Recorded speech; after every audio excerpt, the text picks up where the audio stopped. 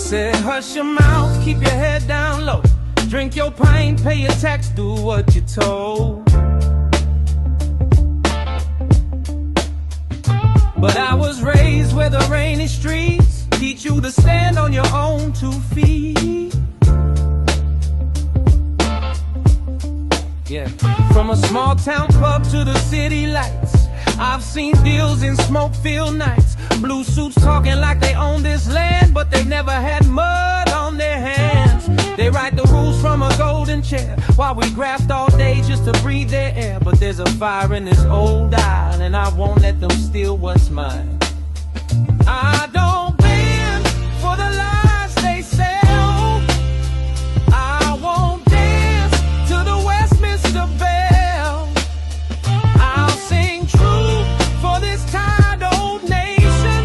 No filter, no hesitation. Raise your voice, feel that liberation. This is the unfiltered nation.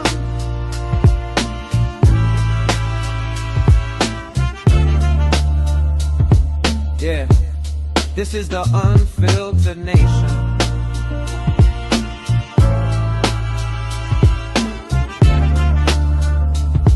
Yeah. We got farms, docks, mills still standing strong. Real folk here who've been right all along. They call us crazy when we say no more, but we carry this country shore to shore.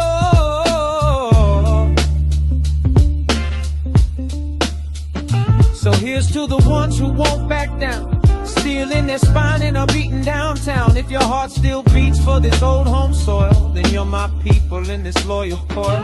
No more masks, no more stage duration, no more bought and paid for stations. If you're done with scripted conversation, step into the unfiltered nation. Take a seat, switch on, feel the elevation. Real talk, real grit, no fabrication. You crossed the line, there's no more waiting. Welcome to the unfiltered nation.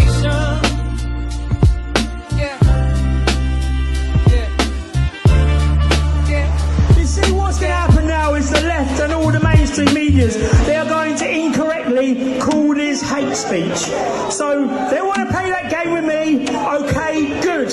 I'm going to play it because yes, I hate evil. I hate paedophiles. I hate cowards who trade girls for votes. I hate lies disguised as tolerance. I hate the wolves in the suits, and I hate the silence in power. And if you don't hate this too, then you're part of the problem. So this will be a righteous hate. It's what built empires, and it's what defends the innocent. And to those over there watching in Parliament in Westminster, let me remind you this. You knew, and you let it happen anyway. And now the people know too.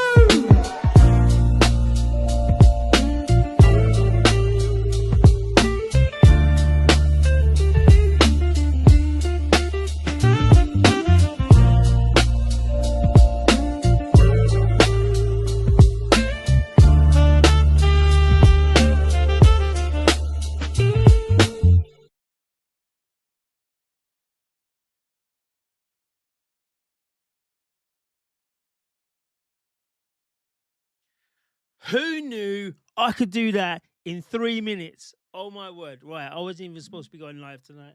So I saw you, Empress, saying, am I the only one here? Is something going on here? And no, that was supposed to be on Kick. It was supposed to be on a private, unfiltered, whatever one it is. Wait there. Everything's not going right. Actually, I can't do that because I'm wearing shorts and you people ain't ready for my legs. We'll keep that light off for now. What's going on, people, anyway? I hope everyone is well. I don't know if this is going out on whatever channels, but we'll just carry it on. This is what we're supposed to do tomorrow. We will carry it on for today. So it's not even out on... Fuck it, I don't care anymore. I tried to find your Rumble, but I couldn't find it. I don't know. I know Rumble's not even... I've not done Rumble today. I didn't do it. I only did it for X and YouTube. And I don't even know if it's on YouTube or X. It's not on X. It's definitely, oh shit. It's definitely not on X. Anyway, let's just get straight into it. Let's just do it, man. Let's just do it. Sophia, how are you doing? How are you doing? Hope you're well. All the way over on X. No, on YouTube. Right. We're gonna do a few things. What I was trying to work out, and you people can be my live things, right? Because we're gonna do a little bit of structure, and I think he'll be all right. I think he'll be all right. As I said, these streams and whatever is gonna be more towards kick and club and all the little good ones, because YouTube, I don't know if you see on my community post, YouTube is like literally every single time I go and do a live, they find some reason to not monetize me. Who would have thought it? Who would have thought they would do that? But anyway, we just carry on. So I'm going to direct it to there. So the first thing I'm going to do, Roy, the two things I'm going to do. Two things. Number one, the last stream was having a bit of drama with a fella called John in the chat over Crinkle. So this is just me just to say, do you know what? I got it wrong. I misinterpreted what I was saying and it all went a bit left and right. But the guy's a good fella. We sorted it out on Kick on the after party. So yeah, so that's that one. And the second one is Roy. So he sent a huge... I can't even get it now. I can't even get it. Why can't I get it? It was here just 10 minutes ago. It was fine. But not now. Oh, no. Oh, no. When I need it, I can't get my recent events up. So anyway, give a huge dono. And I couldn't get the alerts up. But, yeah. Still can't do it. Couldn't get the alerts up. I was going to do the alert then, but I can't really do it. So anyway, so what I want people to be doing is we're going to go through and we're going to do a little something like this. And it's going to be, you know, it's going to be all right, I think. I think it should be all right. So we are going to have a little beginning bit called Slop or Not, where we go through the top 5 news things that comes up on Google. What's the top 5 news articles? So what I need people to do, actually, might go a bit dark now because I didn't do what I needed to do.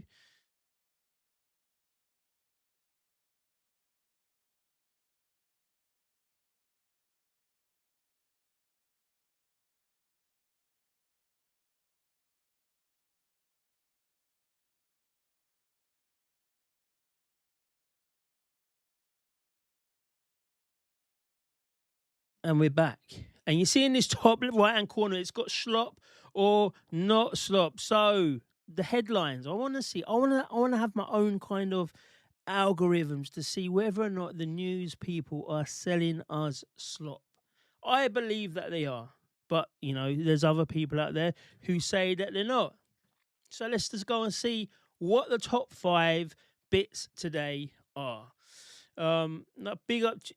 Oh, what's that doing? That can't have that. We can't have this. This needs to be. That needs to be like there. There we go. Big up for the support as always. I've never bothered to monetize. It restricts you. YouTube does. Do you know what it does, right? But do you know what it is?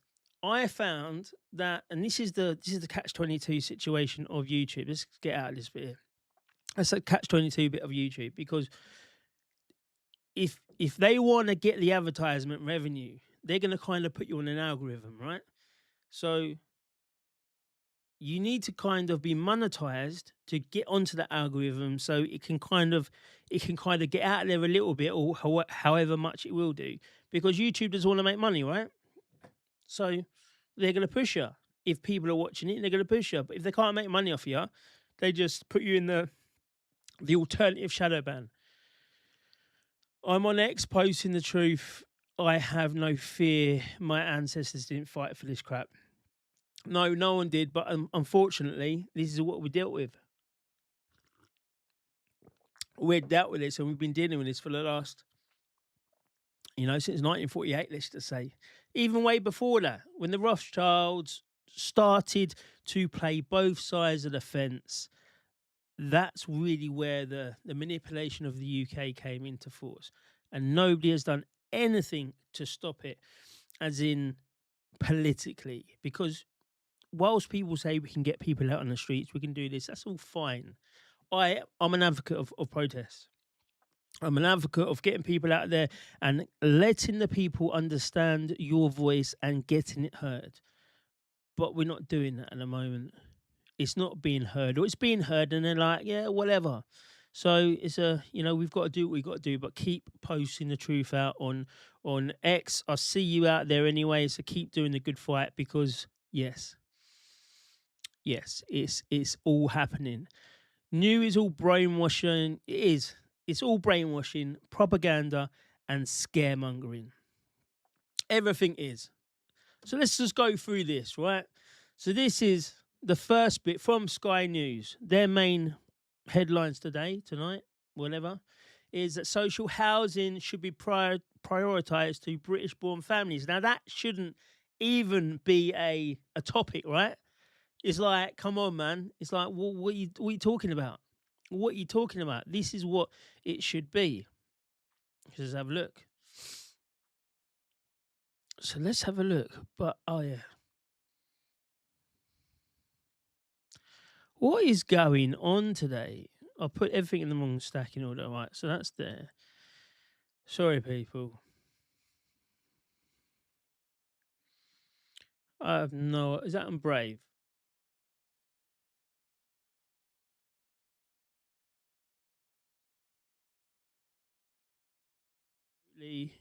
Ridiculous. Right.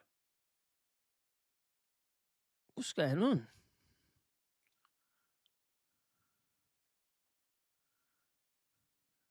I have no idea what is going on here. Do you know what?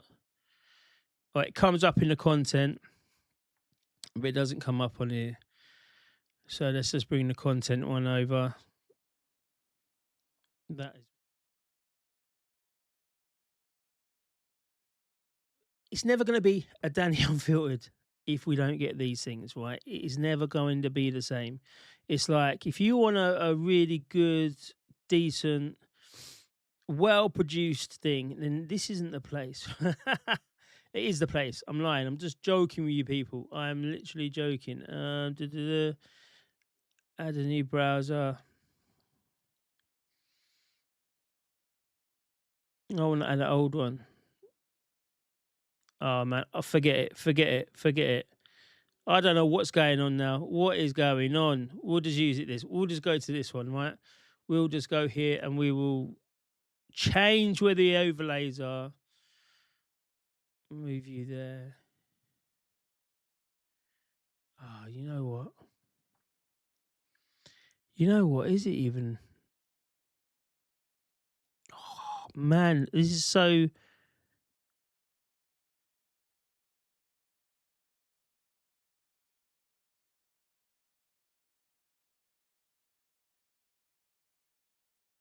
We are nearly there.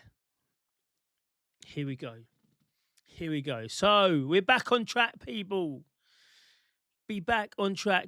G'day, Danny, mods, and chat from Malachi.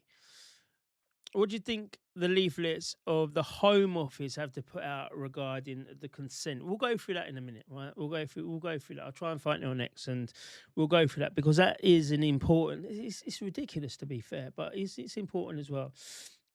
It'd be great if Reform or Restore spoke about that, bringing back the married couples tax allowance. Look at this. The first bit that it's coming on to the Reform defends the plan to give married couples priority for housing. We'll go to the rest of it in a minute. So, Reform UK, I've got to keep that a bit down now. Reform UK has announced new proposal to overhaul social housing so that it favours British-born workers and young families. That's great, right?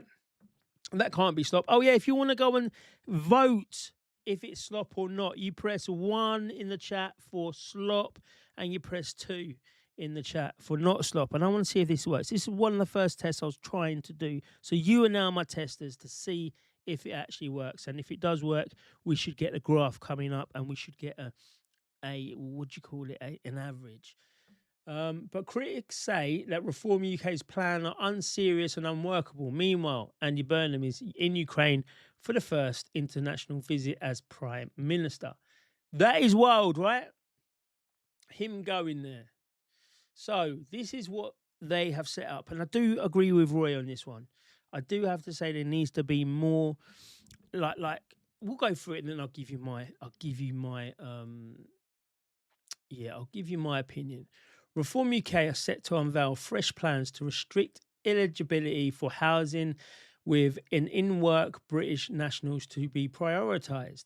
In addition to their commitment to fully evict foreign nationals from social housing, Reform UK say they'll prioritise British-born workers under the age of 35 for available properties, with married couples with children and veterans going to the front of the queue. This is amazing, right? This is what needs to happen.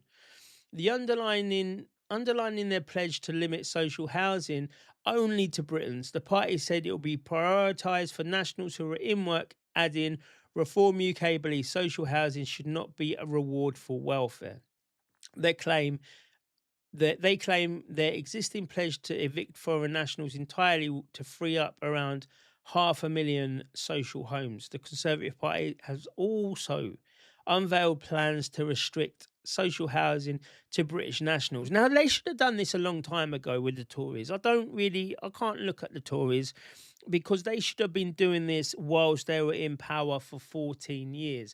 Yet they didn't. Yet they chose to try to say stuff to Robert Jenrick and Suella Braverman and saying these are the hardline right wingers that, you know, the Conservative Party are not about. We are a one nation Conservative, and, you know, we are bringing it all together. So Reform's Deputy Leader Richard Tice is set to unveil plans to build 50,000 affordable homes per year. Now you're gonna say, I don't know if that's enough. It's probably not enough, because after the war, we were building around 300,000 social homes a year. I think that was the maximum that we did. It was a huge house building operation that went on for the social homes, right? And then Maggie Thatcher, she decided the buy to rent or the buy to let or whatever it was, just to sell off all of the social homes. It's incredible. It's ridiculous. But the party has not said how much that will cost. It doesn't matter about the price. I'm sure that we all will understand. Listen, right? We're paying billions upon billions upon billions upon billions of pounds for Ukraine and for the illegals, right? Just them two bits. We are paying billions.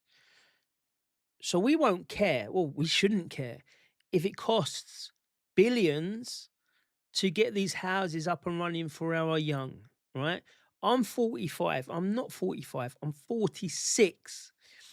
I'm out the equation, yeah? I'd rather me say, do you know what? I've had a good life up until now. Last 7 years of this government, but I had a good life before that. So I'll bank all of that, and I'll allow the kids, you know, if they do the right things, if they are getting married, if they are in a sensible relationship, kind of, if they're doing apprenticeships, not if they're in universities. No, I want them to be in an apprenticeship. If they can do all that, then I'm sure that I will be happy with that. And also, I saw this thing, right? It was, what was it? It was kind of like the CCP. It was like, what they do in their social credits. But then it went back to the UK in the 1970s or something. Well, if you had a council home, you had these people coming around, council workers coming around, and they were looking at the condition of the property. Not is it falling down, or is there flags outside, nothing like that. Like, is there sofas or whatever? Is it maintained? Is there 101 bin items everywhere else? Because you go around to council estates, there's not a lot of pride in them. You can tell the ones that are older, because they're the ones with the pride, the flowers outside. If there's no garden, they've got a flower box somewhere. But then you see a lot of just shit in the gardens. Now these people go around and they would go and fine them. Would they fine? They'll either fine them or they'd give them a notice to say if you don't get this sorted out, we can evict you and shit like that.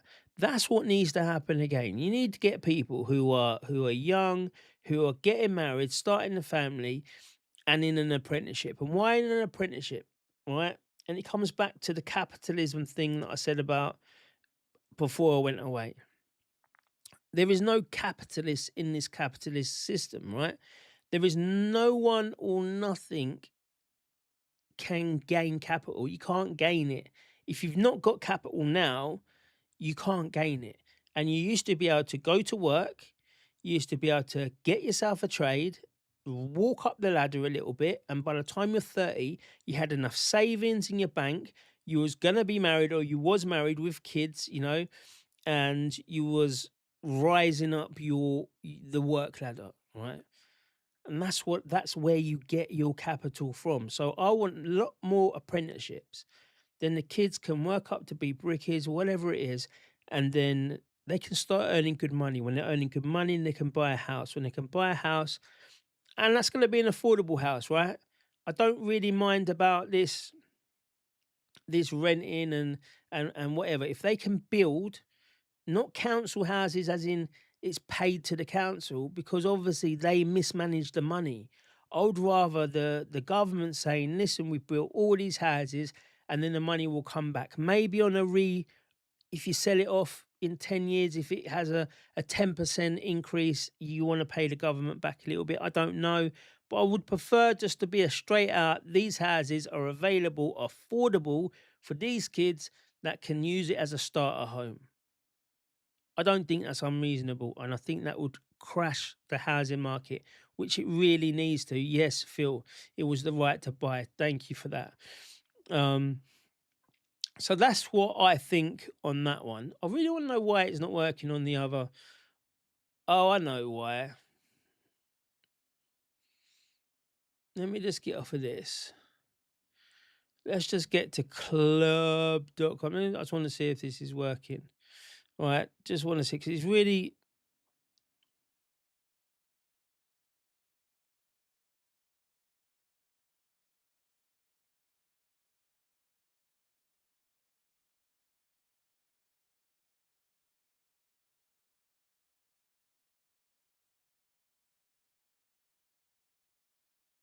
On reaction, there we go. We can do it. We've got it. We've got it back. So we might have it back there, but I don't have it back here. So, has not said how much it would cost, nor where the money will come from, only saying the scheme will be fiscally neutral and require no new taxes or borrowing. As Ty said in a statement, there'll be now 1.3 million people waiting for social housing in Britain. The vast majority of them do not have jobs. In terms of the social houses we have, less than half the households are in work, and over 500,000 social homes are currently occupied by foreign nationals. And do you know what as well, right? I know the British people situation, the foreign nationals that are on benefits who don't really work and they just take. They're the ones that need to go, because there are genuine British people, right, who are on, out of work benefits and they can't work. They're on the sick. They're on long-term sick. And it's not because of their own neglect. It's because of their own health. And I'm a firm believer that we are a lot less healthy today because of all the pollutions in the air, because of all the pollutions in the food, with all the pollutions in the water. We're being polluted. And Nigel Farage understands about the Make America Healthy Again program with Robert Kennedy Jr. or Senior Jr., isn't it? RFK. And he was going to do a tour before he became the leader. He was set to do a Make America Healthy Again tour with RFK. So he understands the pollutions, and he should be saying, okay, there are people out there who are going to be on benefits and they're going to need a social house as well, or a cheap house. Let's have social housing and affordable housing, right? Let's tell these bastards who have been earning and making so much money over decades upon decades building houses just for profit. to say, do you know what? If you want to build houses, you're going to need to build it for the people. For the next 4 years, your profits are going to probably get slashed. But after that, we will give you a kickback to say the next 4 years after that, you can build houses for profit. But we need at least X amount of houses to be built. I don't think it's going to be that bloody hard. Who knows though? I'm not a prime minister, I'm not an MP. Meanwhile, British men and women who are working hard can't afford to move out of their family home. And when they do, they often find themselves sharing a house with strangers with no real prospect of forming a family or getting on. This is exactly what we are dealing with today. We are dealing with people so frustrated that they can't build a family. They want a family unit. We need to breed more, but we can't. The only people who can are the people getting benefits. Is that fair? 100% no. Let's cancel their benefits. Let's chuck them out of the country. And if they don't like it, they can go to one of these left wing places who will do it. It's not going to be France. I'm going to do France in a minute as well. I know it goes back to cars. I've missed the first bit of that. I'll try and get it off the other chat. I missed the first bit of that. Not many apprenticeships about. No, there's not. There's not. You're right. But there can be, because we should be a nation that still builds, right? We've built some of the best things in the world, right? So we should still be doing it. We can have the best electricians. We are very good with our hands. We are very good with our minds. But Tony Blair kind of took that away by saying there used to be a time when only clever people went to university and they kind of didn't get indoctrinated. But now anyone can go to uni. It was good for the government at one point, with all the loans that were coming through and whatnot. I'm not sure it's such a good thing now that they're not actually paying them back, but that's another story. So yeah, we should be back to apprenticeships. We can do it.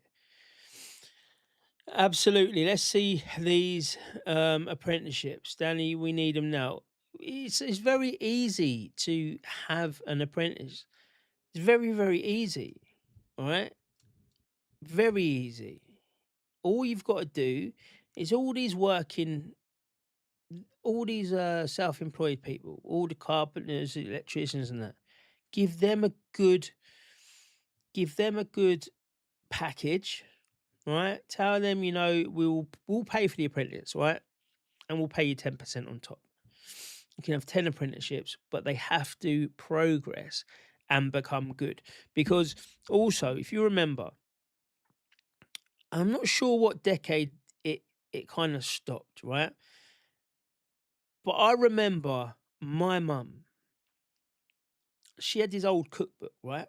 Fucking, it was the size of this, right? It had pages everywhere.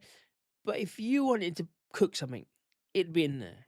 From cakes, desserts, all that. But it wasn't a cookbook that was printed, right? This was a cookbook that's been handed down. I'll try and find it. I'll try and get it, right? This is a cookbook that was handed down since the war.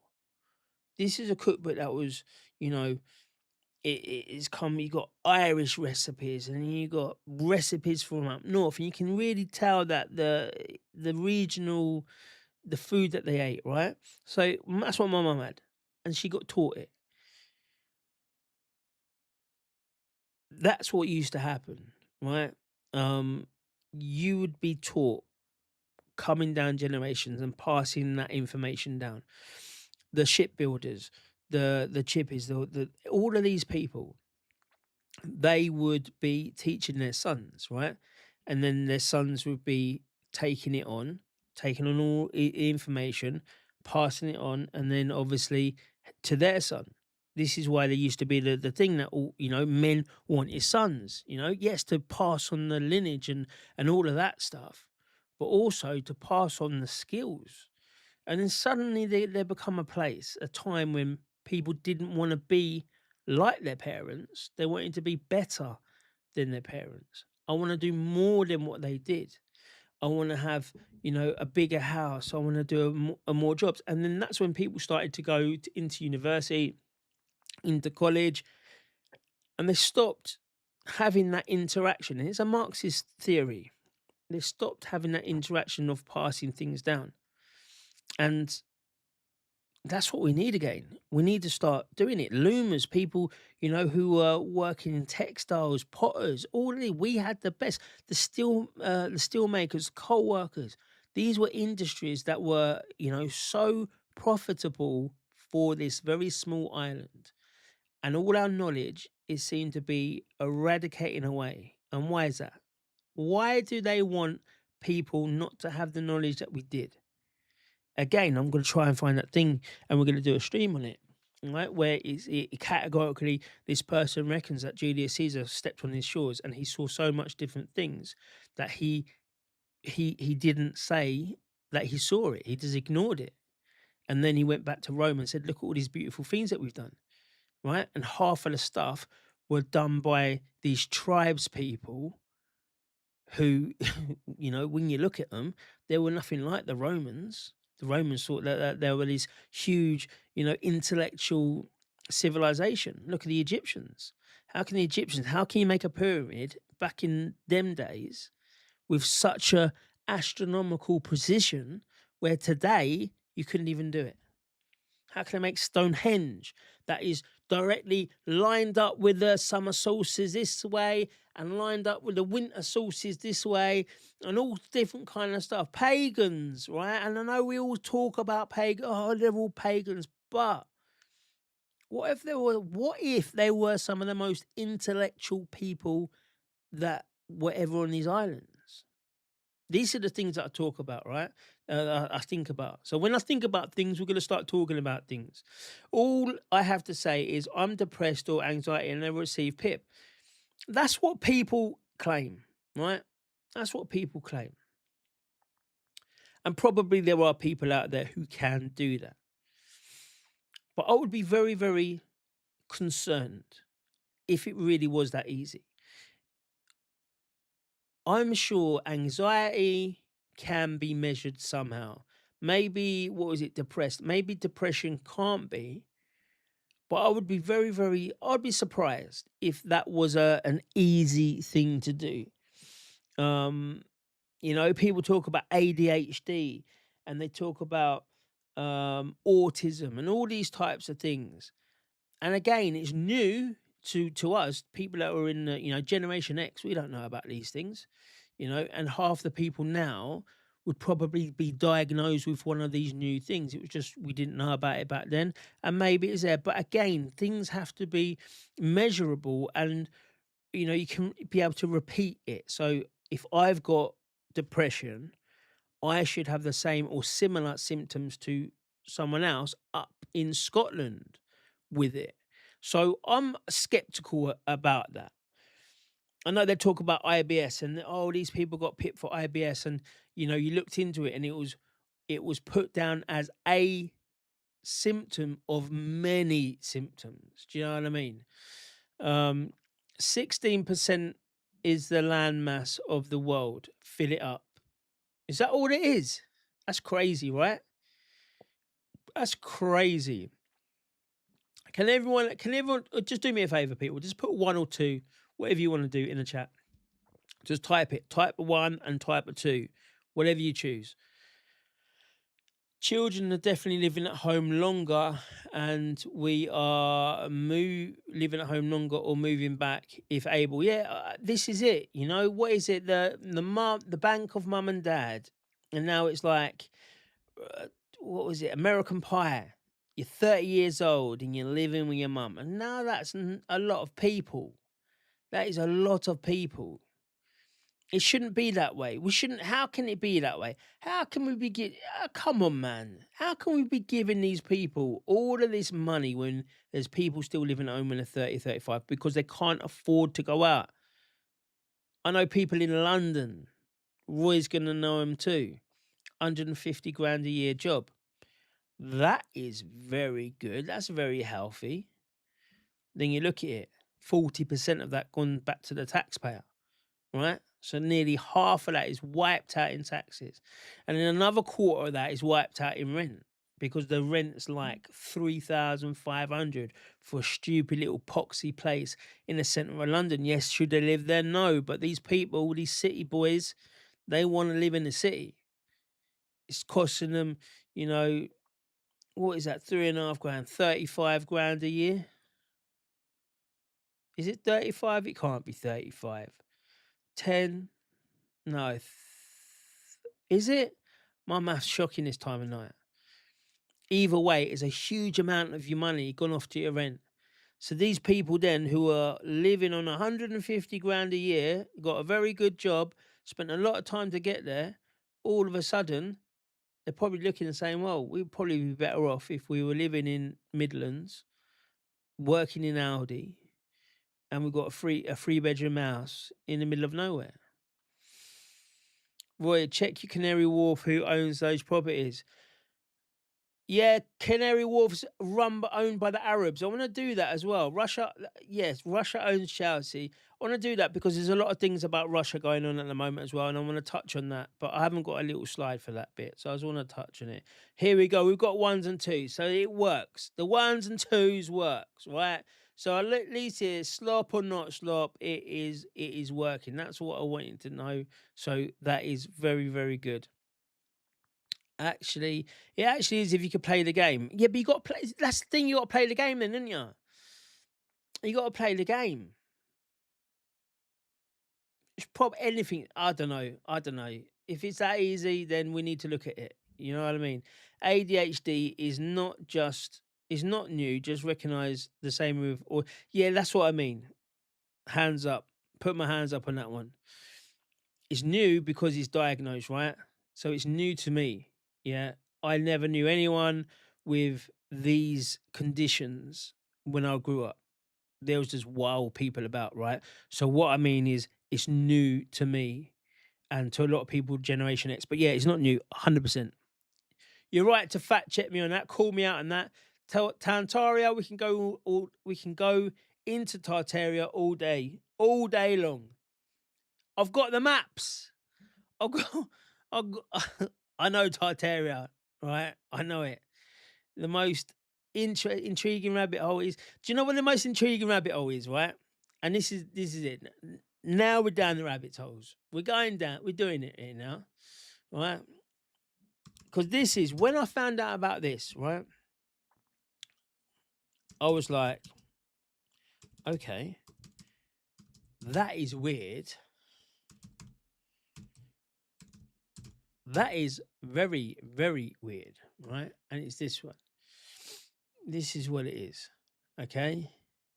The Great Vala of China.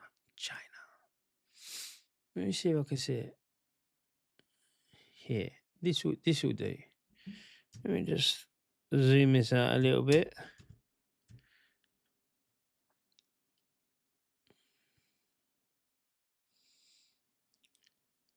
All right, it's not really. I can't really get that one on there.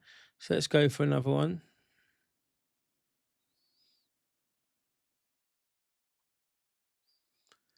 Oh, come on, people. So the great one is giving me here we go. Let's go to this website. No, I'm gonna have to download this, right? Because this is it's a web file. It's always a web file, isn't it? Here we go. Can I download that? Here, this will do. This will do. Right.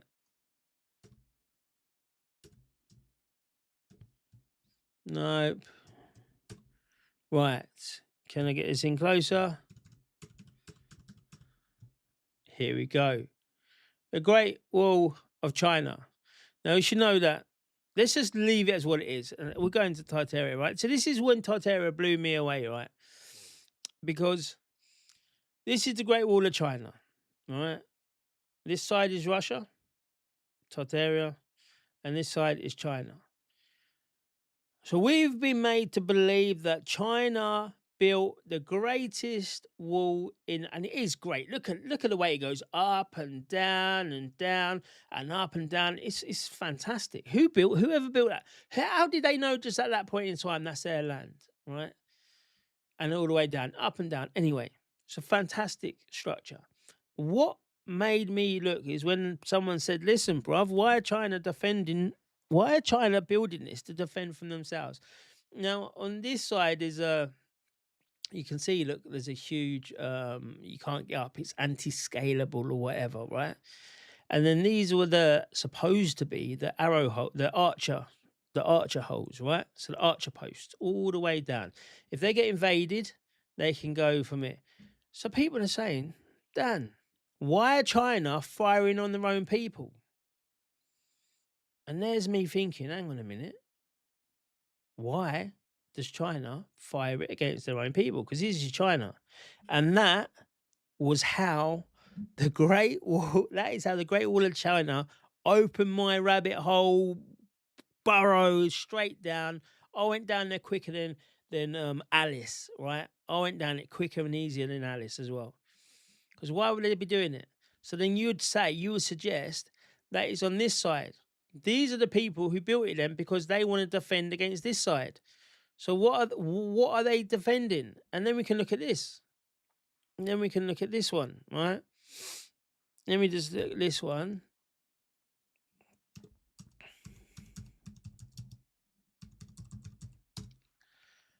Where is the maps? Let's get out the maps of Great Tartaria.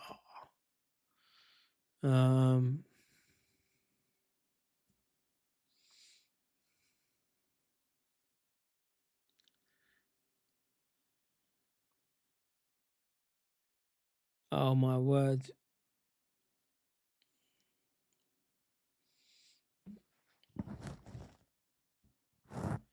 No. I don't know why, right? But Brave browser seems to be recently very, very controlled. As in, it doesn't give you what you want. Does this show China? This doesn't show China. It's very much. It used to be like, remember DuckDuckGo? DuckDuckGo used to be very, very good. Here, this one will be all right. We'll download this one. It used to be very good, right? It used to be very, very good. Right, here we go. But no one can see it. Right, so you can't really see it, but you can see it. You have to bear with me on this one, right? So this is Russia in Asia and Tartary, right? So here's China. Here's the Great Wall of China, right? Coming all around and all, and up there. And this is Tartaria, and this here is Russia, right? Oh, it's not very good. It's not a good one. It's not a good one. I don't want to do it on that one. It's not very good, right? Actually, we can see it. Can we see it if I do that? Can we see it? No. Anyway. It is. You have to. Oh shit! What's happened here? You're just gonna have to believe us on that one. Let's see if there's anything else we can hit. Anyone got a link to it? I don't want to actually go through a video. We can do the whole lot later, another time as well. But yeah.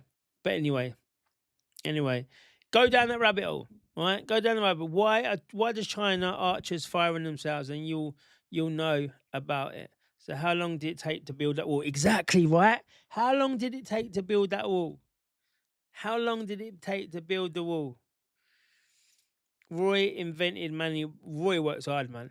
He is a worker. All right, he's a worker. He's just sitting there thinking, do you know what? Yeah, all these fuckers are taking my tax money. Keep something in like dragons. Every civilization mentions dragons, has depicted dragons. Every single one of them. A bank holiday of memory serves me right. UTK, right? That's the first bit there, right? So let's just. Oh shit! What have I done? Right. So let's go to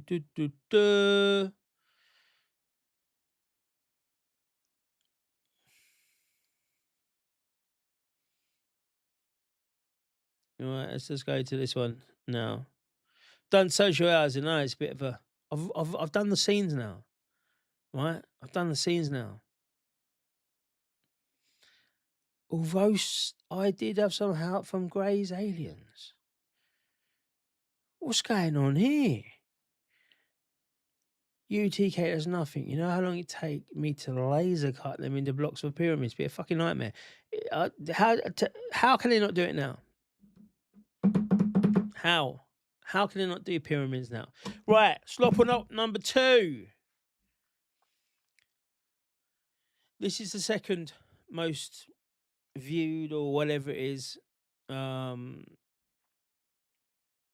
headline, right? It's from AP News, Associated Press. Britain tells TikTok and other platforms to remove videos glorifying dangerous driving after these deaths. And this is terrible, right? This is absolutely terrible. That person, and we keep seeing on TikTok, whoever keeps making all of the algorithms and all the money in that, they are shit cunts too, because, you know, he drove the wrong side up a dual carriageway and he killed, you know, 2 police officers doing nothing. Do you know, and I've not got a lot of oh no, don't need that one. Quick. Get rid of that. Right. I don't have a lot of love for the police, but come on, man. These people just went to work and now they can't go home. Crazy, because someone drove the wrong side of the road. Britain's government Monday urged TikTok and other social media companies to take down viral videos celebrating dangerous driving after 2 police officers and 5 young men were killed in a crash where a car was driven down the wrong side of a road. Now, this is the question, people. This is the question. You know,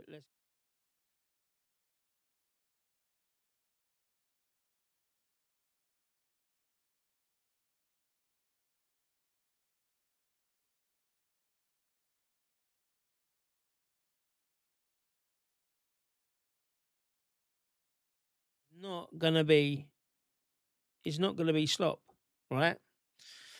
I want you to put a 1 in the chat if you think, after you've gone through this, right?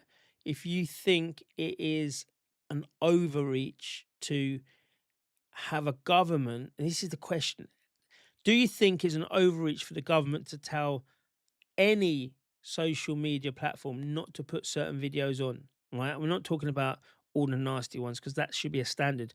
These videos that are depicting drugs, depicting driving, because whilst we know that it glorifies it, and then this stuff happens, I don't know, people. I don't know. Is it an overreach? That's the question. Should governments be, or should we take the responsibility ourselves? It's a tough one, right? Officers Matthew Blades and Tom Clough, and we can't be as well like the dangerous dogs and all of that. We can't do it off the cuff. Oh, that's happened, so we need to do that. That's happened, so we need to do that, because that could get us into a very highly censored place. But I do actually think that, you know, people shouldn't monetize off of wrong things. But anyway, we'll do it afterwards. They were killed on Saturday when a Volkswagen car was driven the wrong way down the northeastern England and hit their vehicle. 5 people in the car, 3 boys who are 17 and 18 years old, 2 men, both 23, were pronounced dead at the scene. Crazy, right? The collision took place as concerns grew over social media videos showing people driving dangerously on purpose, posted by the drivers themselves or others inside the vehicles at the time. British media reports suggest that one of the people who died in the Volkswagen on Saturday may have previously posted such a video. UK Defence Minister Luke Pollard said the government has told TikToks and similar platforms to step up and remove such awful content. Now, is it awful content when there's not a death behind it? Or is it awful? Come on, just do a 1 or a 2. 1 if it's awful, if it only when it's a death behind it. 2 if it's awful anyway. Because that's the problem, isn't it? And when does it stop? We know this slow march through the institutions. We've had it, we've seen it, we're through it now. So if we say, listen, let's ban these videos, later on something else happens, oh, we should ban them as well. Later on something else happens, we should ban them as well. And then, the government will be like, well, why don't we just have government approved internet? Makes it so easy. And then it will be like, yeah, let's have government approved internet. Crazy, right? That's the thing. That's the hard thing about it. Because it's not this thing.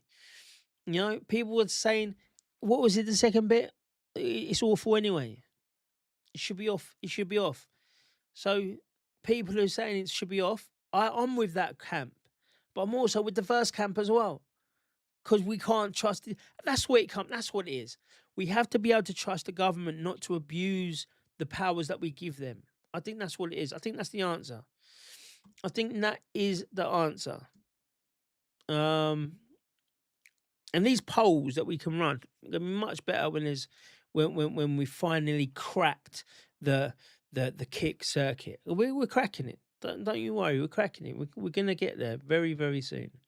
The Prime Minister Andy Burnham's office said the glorification of dangerous driving for clips and entertainment is utterly disgraceful. But we've been doing this for years as well, haven't we? Joyriding's never not been a thing. I had a good friend of mine when I was probably the first funeral that I went to, probably when I was 11 or 12. He died joyriding. 12-year-old. We're in the state. We're on in the state, right? Do you know what I mean? And I think he was a passenger, but they both hot-wired the car. So it's been going on for years. But now that people can see it, right? That's the thing. Now we record it. It said the UK media regulator has the government's full backing to take tough action against platforms that fail their legal duties. Is it a crime in that sense? TikTok did not comment, but its policies strictly prohibit content that could cause significant physical harm. I'm tired today for some reason. Police said the car in the fatal crash was clone number plates to avoid detection. 12 people were arrested on Monday on connection with suspected criminal activity, including possessing a firearm before the crash. Now, that's a whole different situation. Now they're bringing in firearms. You see what they do? They say drugs. They say cannabis is very bad for you because it's a gateway to other drugs. If you smoke cannabis today, tomorrow you'll be smoking heroin, right? This is what they're doing here. Exactly the same. Exactly the COVID conversation. They are using a fear of saying we've arrested 12 people and it includes a firearm. So people would naturally think that people who drive fast in cars and joyride and all this type of stuff, they have to be holding firearms too. An Irish parliamentarian committee invited TikTok to discuss how it deals with content that glorifies illegal activity. It's difficult, man. We're living in a difficult world right about now. It's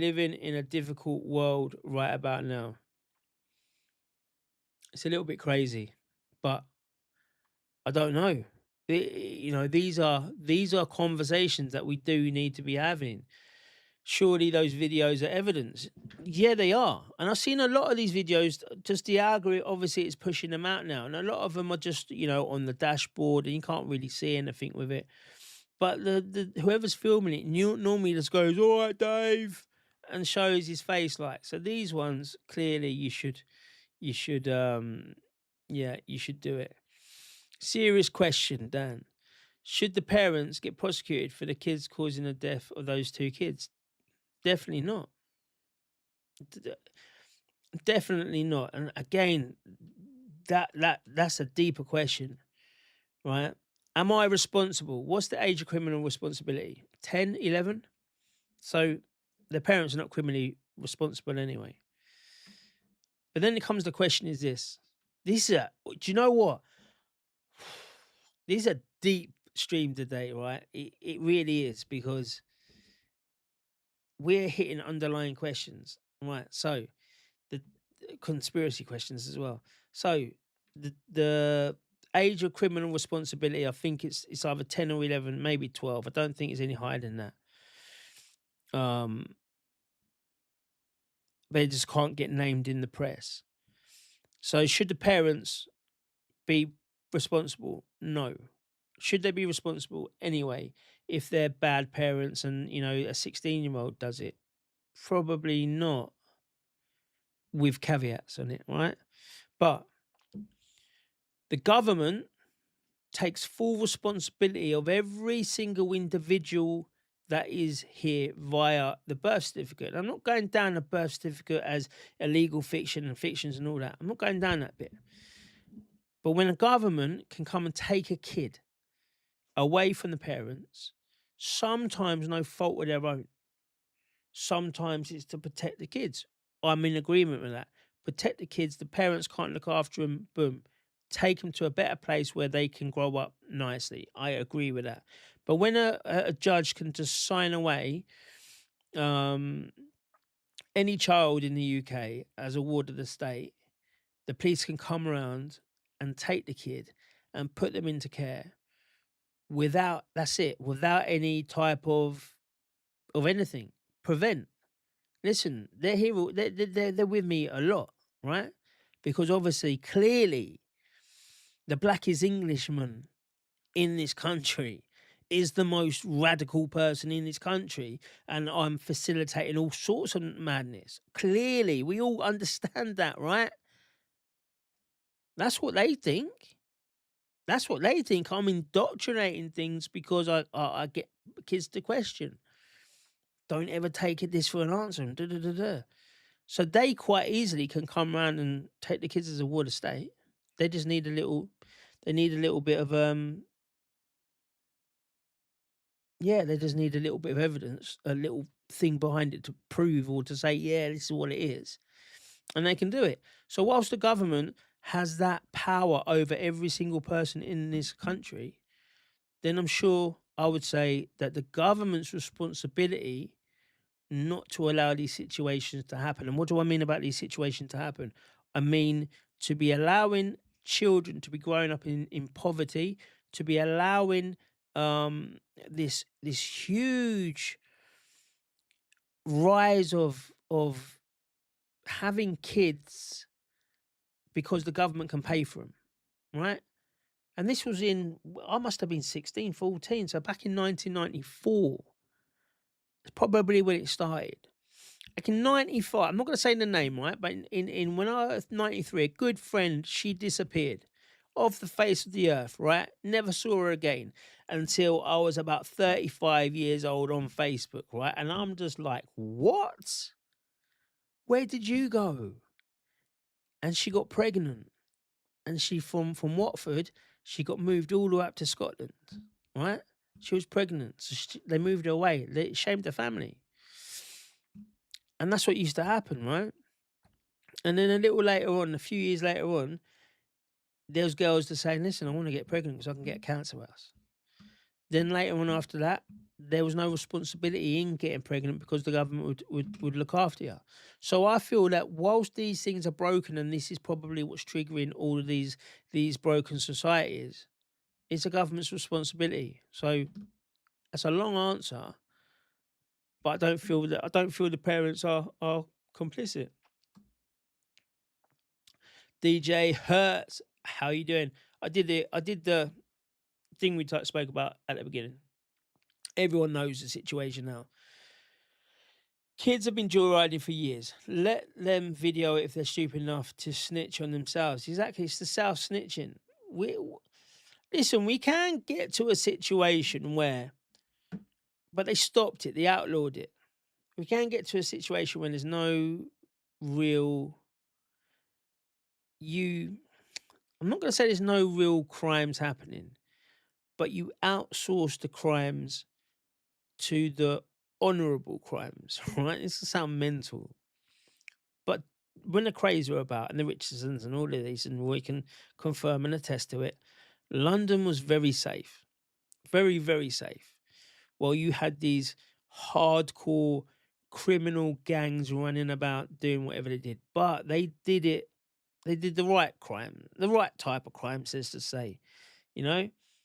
You'd never have anyone really say, oh, the Krays didn't look after their own, and the Krays didn't do this, and the Richardsons didn't do this, and da-da-da, because they did. And they also policed their own streets, also policed whole areas because they didn't want it to come on top. I used to know from Boundary Way, the elders of Boundary Way used to be like, do not ever, ever bring the police to the estate because, we will take you to our courthouse, because they didn't want, they didn't want them on there. And when you grow up you get older, you realize and you understand that there was some kind of agreements. Well, there was when Rambo told the police never to come on again and, set fire to a car and a caravan and all sorts of things because it's only one way in. Boundary Way is one way in, one way out, right? It's a one-way system. So kind of just barricaded both ways in and said, you ain't coming in, mate. But that's the things, that's how we grew up. So so when now there's no kind of respect, there's no kind of hierarchy, there's no kind of that, who's going to police themselves? And we do need to police ourselves if we want a low crime society. And how do we do that? It's getting rid of all the people who shouldn't be here. It goes down to that every single time. More antisocial stuff are being silenced, like they don't want the decline of our society to be shown. Exactly. We're told that we're the best country in the world, right? I believe it. I truly believe that we are the best country in the world. We have the best history in the world. We have done things that countries would even dream about. We've got 1,000-year history. Look at France, Germany, Italy, America. They ain't got a history like us. They've not done what we've done. We stand here and we can be arrogant to say we shaped the whole entire world, right? And then you go to Poland or certain parts of Italy, or go to other countries, you'd say, do you know what? That country is probably like Turkmenistan. What kind of country is that? There's so many millionaires coming from there. A lot of it's from oil, granted. But these places are, I would say, arguably more safer. They have a more communal, community is number one. There's low crimes there. There's, there's shame. Shame needs to be brought back. People aren't ashamed anymore. And I know there's this big thing of saying, no, you shouldn't shame people. And, I get told all the time, don't make them feel bad.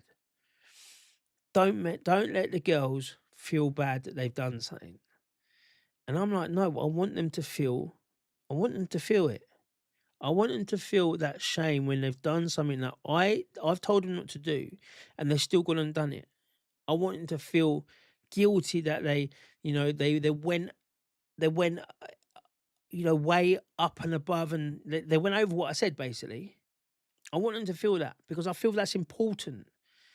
And that's important to know your boundaries.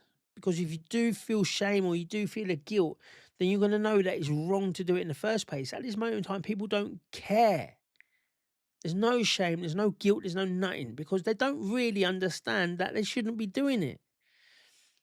And that's what we need to bring back, all of these types of stuff. So when you got these parties and, even Restore, Reform and the Tories, none of them say that. None of them say we need to bring back that type of culture. No one says we have to bring back we have to allow on the estates, we have to allow the biggest people to be controlling the estates, to be, do it like football, like the football lads. Put your nose out of line, one little bit. They'll get you. I remember going up Whitehall, going up past the Silver Spoons, a pub, right at the top is a pub on the right-hand side. I'm kicking off with the police, right? I'm giving it all the old jab. Oh, yeah, I got my collar felt well and truly. And I was like, oh, it's undercover, right? And it wasn't. It was one of the top people of the football lads, right? It was like, Dan, calm yourself down, son. Just calm down, right? With a nice little smile. But you know what? I'm not even part of the football lads, right? There is no authority on, I've not got, my team members that I'm letting down. I've not got nothing, right? But when he did that, I realised, yeah, maybe I was going a little bit too far. right? Pulled me back into line. Cool. Stood there, went in, had a drink. Everything's nice. That's the authority that these people have of the football. So imagine you've got that in your community. You've got them people you look up to and say, well, if he comes along, we need to be a little bit, we need to be a bit mindful. Again, shame, guilt. We need to understand, oh, we're gonna let down this whole community if we do that. The girl who went when she was, 13, I think, who went up to Scotland. The whole family, she shamed the whole family. They didn't care. They'd chuck her up into Scotland with the aunties. They can deal with it. We're not having it in this family. This household's a respectable household, and under 16-year-old pregnancy, a teenage pregnancy, is not what we want. Maybe I'm wrong. Who knows? Jamie Bulger's rest in peace. Obviously, his killers were 10, but I think that was criminal responsibility. Excellent answer. We'll have to clip that one. I agree. It seems that there are many programs in play for degeneracy, antisocial behavior, and the breakdown of the family. All of it, exactly, all it's hand in glove. If you break, and I said this during Black Lives Matter, what the Marxists did when they said they want to destroy the nuclear family, what they did was they destroyed society, because family is connected. Society is connected by families, multiple families. And one of the things that you're not gonna like me saying, but one of the things is it takes it should be community, but obviously it's the blacks, so it takes a village to raise a child, all right? And they say that all the black children and the mothers and all have, everyone knows this, it's auntie and all that kind of stuff, right? But it takes a community to raise children. Obviously, it does, and we all know that because we've all had that community, stuff. You're going on the other side of the estate, and this woman doesn't know you. You don't know this person. You've never seen them in your life, but she knows your mum, or she knows your dad, and they say, "I'm just gonna go and ask them because I'm sure you're their kid, right?" And you're like, "Shit, don't tell them." Again, shame, guilt, community raising, respecting in a hierarchy. If you say that now, if you pull someone now, you probably get stabbed, right? So that's the breakdown. So when they was talking about the breakdown of the nuclear family, that comes down to breaking down the whole of society. And that's what they were happy to do, because this is what Marxists do.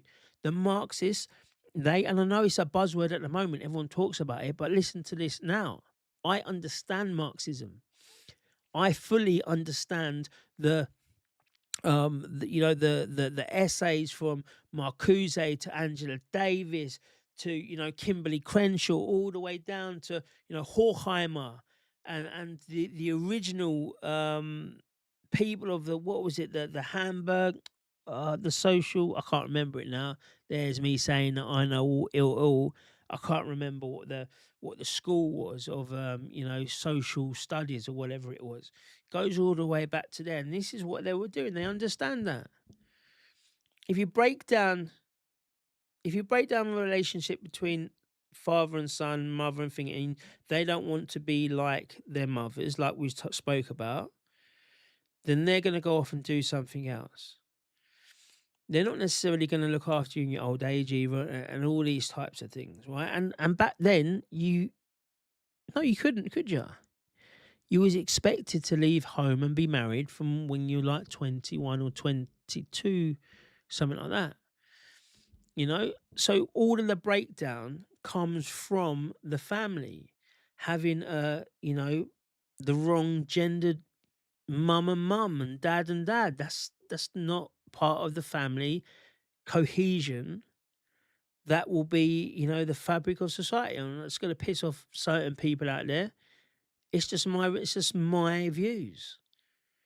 When it was very good, and when people did have the respect, and if you had the respect of your community, you didn't put your sofa out in your front garden.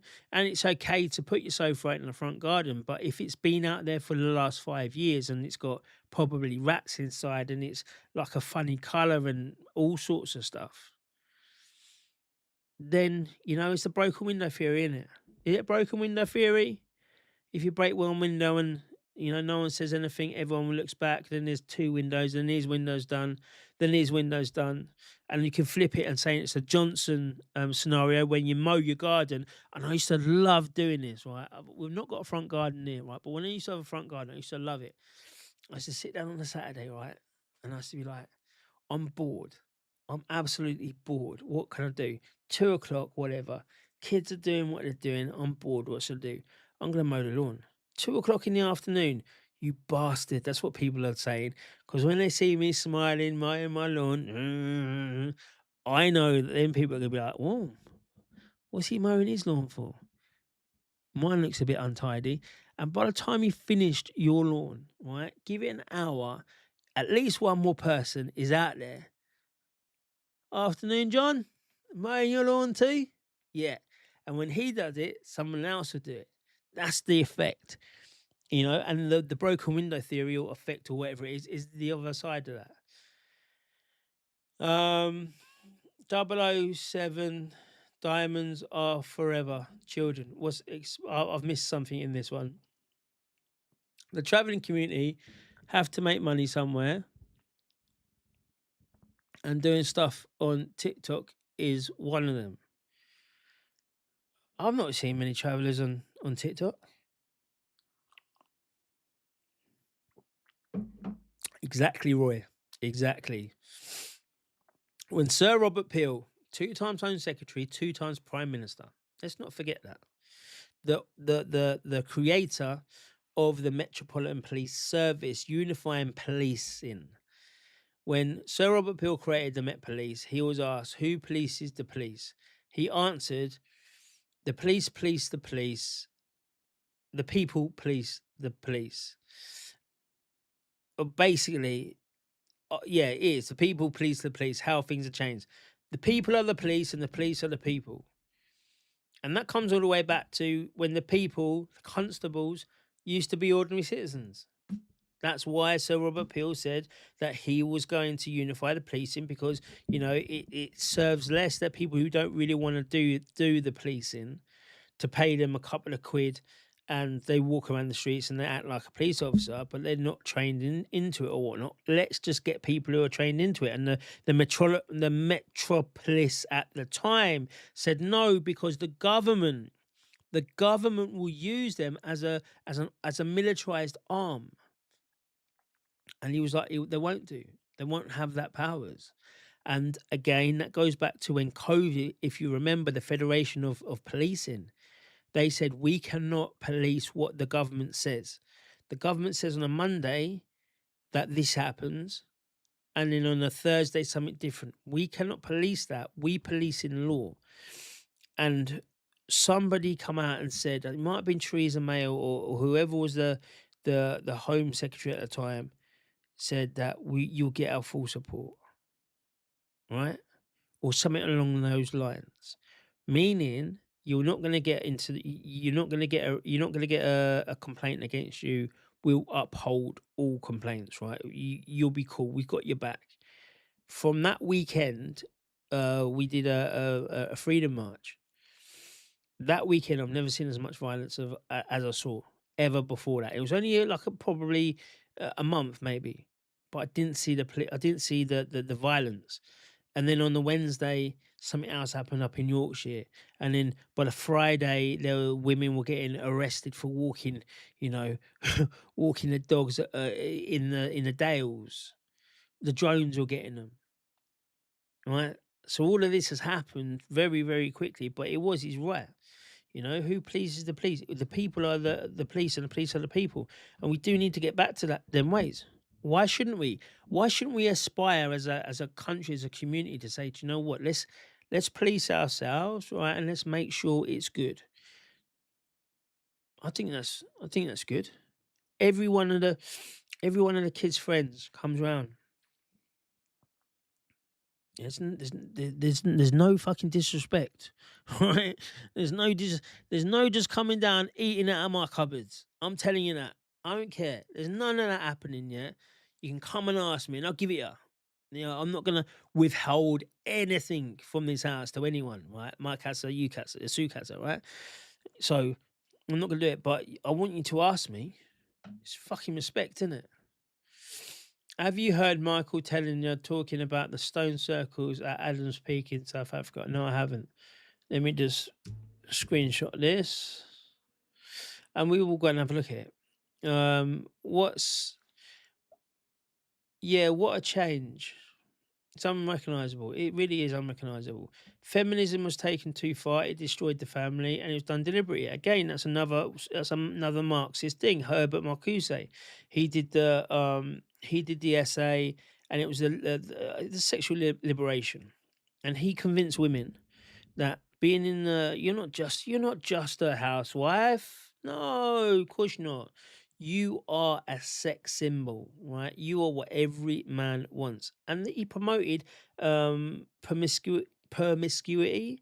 He promoted women not being housewives and, joining the workforce and all of these things. And these are when I talk about like a Marxist essay, you can go back and have a look at them all, right? Have a look at the greats.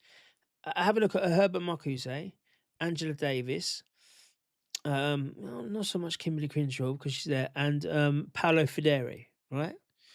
Especially Paolo Federi, because this is the I've forgotten the word, man. It's a weird word of the education system, the pedagogy of education, right? Critical pedagogy of education. It is what is happening now. We are living through it in real time. And this guy 10 years ago wasn't even recognised, and now he's in the national curriculum of the UK. His work is based upon it, right? Anyway, so all of these essays, when I talk about them, it's kind of it shows that people in the government have taken parts of it and run with it. And that is because, in my opinion, we've had Marxists in the government. And that was a big mistake.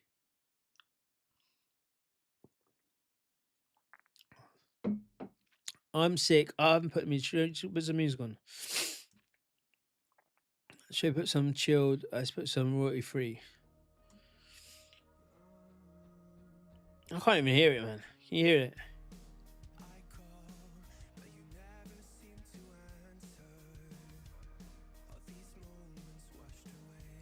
I have no idea what's going on. 2020 division of families. That's what started out. My rational fears have been turned into phobias. I agree. If you was already awake, it might have propelled your communication to help others. By using our given oration skills and research, it definitely did wake up a few. It really did. Do you know what it was, right? Do you know what it was? And you lot are gonna be like, what, Dan? Are you crazy? But 2017, I didn't believe in a single conspiracy. I thought you were all a bunch of nutters.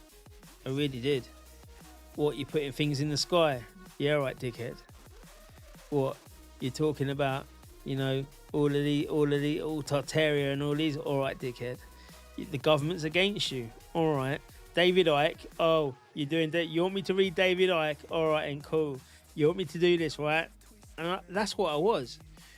And then when 2020 hit, 2019, right, I was very, very ill in the December. Very ill, right? And I couldn't breathe. And I phoned 999. I was going a bit grey and it's all getting a bit patchy there. And they went through it. They called me back and said, They said, only come into hospital if you've got these 3 things happen, right? So I was like, all right, cool. Let's go back to bed and whatever. I should be all right. A week later, I was all right. And then the next year was COVID, right? And I listened to James O'Brien, LBC. I used to listen to him every morning, driving, so it's easy to listen to. And just rant at him all the time. And it's really good. James O'Brien, I need to start listening to him again because he's a very good person to get your to get when you're debating the left, you can get all your talking points in order because they just read off what James O'Brien says. Anyway, someone said something about COVID. Like, this is what happened, this is what happened, this is what happened. And that's exactly what happened to me, right? I was like, that's why they didn't want me to come into hospital, because they knew I had this new disease that wasn't out there. Nobody, they weren't telling people about it, but they really didn't want me to come to hospital, which I thought was strange at the time. And then from then, I was like, the government's lying to us. And from just that short period of time, I was just immersing myself with all of these things and realizing and seeing. When people say it's the awakening, it really is, because I'm seeing the conversations I was arguing against. I'm like, it's so bloody simple. It's so open. It's so obvious. But you got to be in that mind frame. So yeah, it did. Oh, I think that was the worst thing they did. I don't think they realised that we would do that. The government, I mean. I wonder how many have gone back to sleep. I was talking on X and I said 70% of the people who think they're awake are firmly asleep. And there's one way you can tell. It's one way you can ask them, right? Ask them. Number one is you ask them, did you see EastEnders yesterday? Because it shows they watch BBC, right? And number two is they just don't critically think anymore. Especially with Restore, right? They don't critically think. Brian Firth, back again. Nice to see you. Thank you for coming on, brother. Thank you for coming here. Appreciate it. It's good to see you here as well. Did you get a notification late? Or I don't think they give out notifications anyway. So just keep coming up. 10:30, I'm usually on. Sophia, I live amongst 50,000 people in my community. One family, Belgians, have left now to go to Greece. And the only family I knew who did not take the mark of the beast. Crazy. I can tell you crazy things that happen in COVID, right? Crazy things. One of the times I'm in McDonald's car park on my own. I'm in a van. I was doing City Sprint at the time, driving up and down. I was doing the COVID test, right? That was my main income. But my main income, I had to go to Tilbury. I had to go to the docks to pick up these things. And I don't think your van's going to be big enough, bruv. So how many boxes of these things that are coming in? He's just like, take as many as you can. Doesn't matter. Take them and send them to this warehouse. And all these were from China, right? And I was like, what the fuck's coming from China? I opened them up, and this was probably 2 months before the PCR tests come in. I opened them up, and there's this big letter, and you're seeing it because it come out, and I had to leak things to people, and people didn't believe me because I was new as well, and I was like, I can't put my name to it because I'm doing it. And they were like, well, can you do the sat nav of the COVID centres? But when you go into a COVID centre to pick these things up, you have to turn off your webcam, right? Your the driving cam, whatever, dash cam. You've got to unplug it and turn it down, or take it off the dash, so I won't let you in. Right? Anyway, like to pick it up because you go right the way around the back and go internal and whatever. And so I was leaking all these things anyway. So he had this big, and I was like, what? And it was the PCR test, and I was like, how the hell are we getting a PCR test from China when we got the disease from China? Again, that was a great awakening for me. But I was in McDonald's anyway, right? And I was in a car park, no one else was there, eating a whatever meal it was, fucking slop meal, do you know what I mean? And the car park there on that side, the whole car park was empty, right? He sat right next to us, eating away. And when somebody just keeps catching your mind, it's like, yeah, you all right, bruv? You all right, bruv? And we had this deep conversation about the mark of the beast and all of that, and he's told me to go back to church. He said, get back to church very, very quickly. And then he just disappeared, not in the thin air, but he just drove off, and that was it. It was like, it was mental, but it put me back into church. Have you ever seen the film The Stand, Stephen King? I don't like his films, you know. It reminds me of that era in 2020 now with Fauci and the allergy talk of it being in a lab. What now? We knew it was in a lab anyway. in his lab probably, and in Ukraine as well. They're still hiding it in Ukraine. Matt Hancock needs to go to prison. So does who are the chief medical? You know who that? Christopher Whitty. Where's he gone? Anyone seen him? What about the other gun? Javance Van, something like that. Where's he gone? These people were right up there. Remember when the head of the armed forces came up one time? The jab was given as a marker for when the aliens come to harvest. The ritual run into shiny new bunkers. Don't panic. No doubt. No doubt. I saw a thing as well. Did you see that one? About... Let me see if I can find it. Red Bull. I don't know. It might be fake, right? I don't know. It might be fake. I just saw a quick video of Red Bull going to Antarctica or something. I don't know, but they were at an ice wall. They were at a very big wall. It's probably I hate AI because I just don't. I believe things in good faith, and I can't check everything, right? So there's lots of things that I like. People are like, Dan, you just put that out, and it's actually AI. All right, cool. Amen, indeed. It was like it was sent, brother. They're ducking and diving. They're always ducking and diving. Right. What's this one? Should we go through this one? Let's just do this one and see where it gets us. We'll see where it gets us. Oh no. That's not... No, do you know what? There's another one.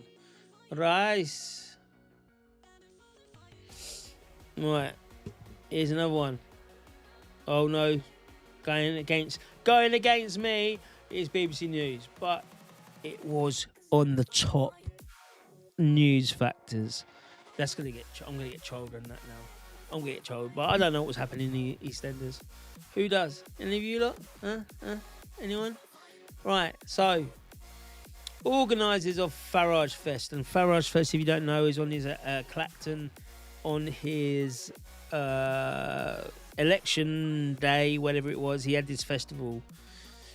The organisers of Farage Fest, a victory party and rally for Reform UK leader after the Clacton by-election are being investigated for failing to get permission to hold it.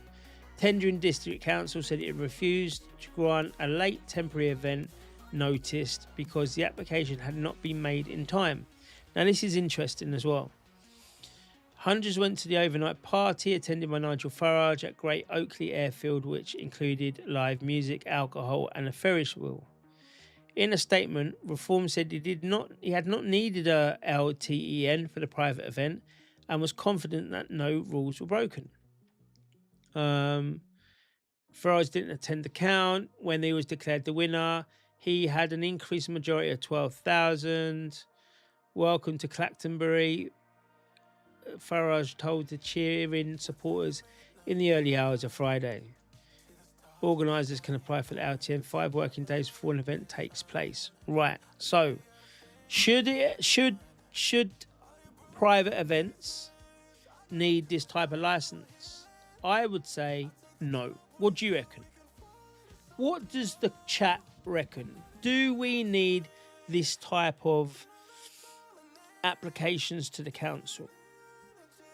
It's important because if you think about it, again, we've got to look at where it goes. Today is Nigel Farage in Clactonbury. Tomorrow it is your wedding reception or your daughter's wedding reception or a 60th birthday party or all sorts of stuff. If it's a private event, it's a private event. As long as the people are old enough to drink and the people can serve the alcohol, why do we need it? But this caught my eye because you remember when Farage said, you know what, I'm gonna pay for the election, the by-election. I'm gonna make sure that Tendring Council isn't out of pocket. And everyone's saying you can't do that. You can't buy an election, mate. You cannot buy an election. That is like, you know, one of the biggest no-nos of this generation, right? So it was like, oh, we'll just see what happens. So I would keep your eye out on this one, right? Keep your eye out on this one to see if Tendring Council fine Reform UK £300,000. Oof, everyone would love it. Farage Fest fined £300,000. But you know what? It costs about £300,000 for the by-election. So I think that there's more to that one than what we are thinking about. You can tell most AI on social media, however, the tech now is 99% perfect for the government intels. Now, do you know what, bruv? Honestly, all right, we'll find it. Right, we'll find it, all right? 100%. Because normally I can tell by how they're speaking. AI speaks with AI voice, right? I don't know why man's calling me family all of a sudden. Like, my mum don't know your mum. Stop telling man you're my cousin. I got day ones. Oh, wait there.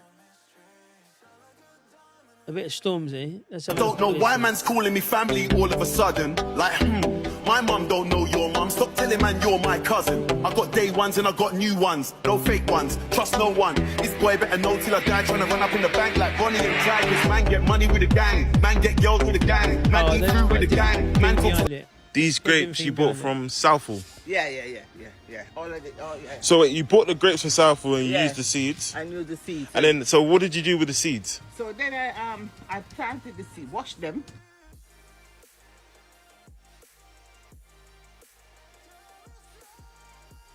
Here we go. Wow. Qué loca esta. But it's quite high, yeah? Yeah, it's way bigger than I thought. Is this AI? Quite high. So, Is this AI? like today, we just look and try and find the waterfall. Then we try and find a way to act.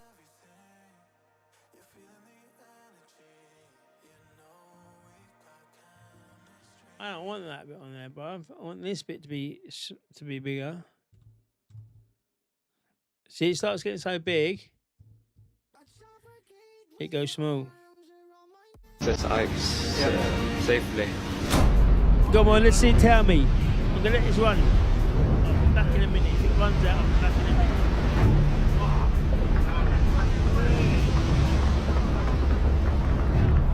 minute. Imagine this happens when we're there. We just saw a big piece of ice fall down and it created this huge wave. And you start thinking, what if it's us down there? When we go out, we'll be sometime down there, so scary. That was a big piece. We really need to take a look from close with the small boats. I'm sure we'll find nice waterfalls. Wow.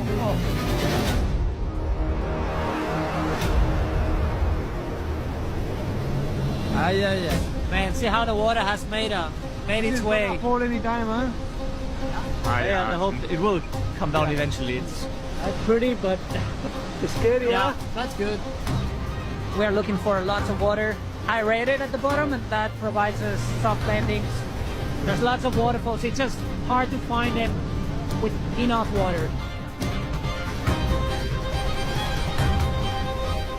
Hay más chorritos, ¿no? Es muy poquito. Yeah, small and sketchy. There's about 160 k's of cliff, so we'll keep looking. I'm sure we'll find something good.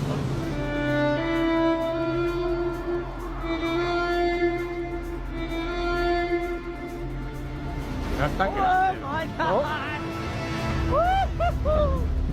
This is perfect. Wow, that's amazing.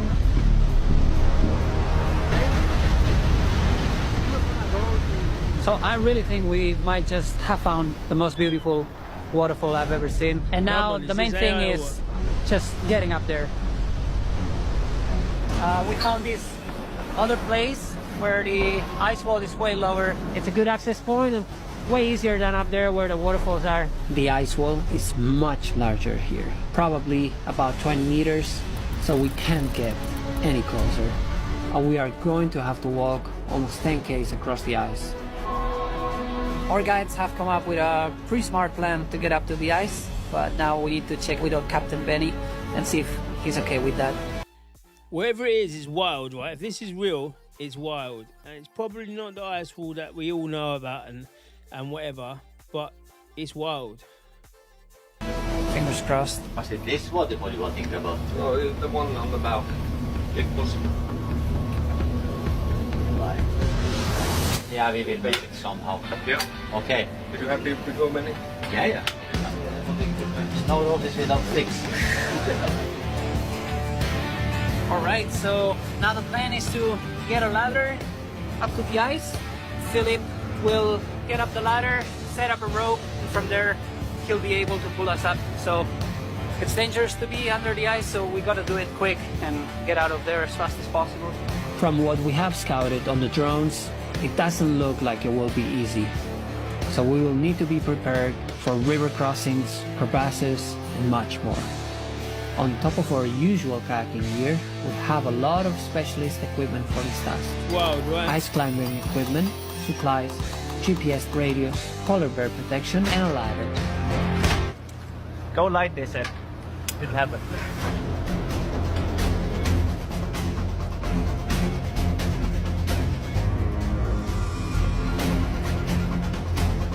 What is the distance now over to the ice?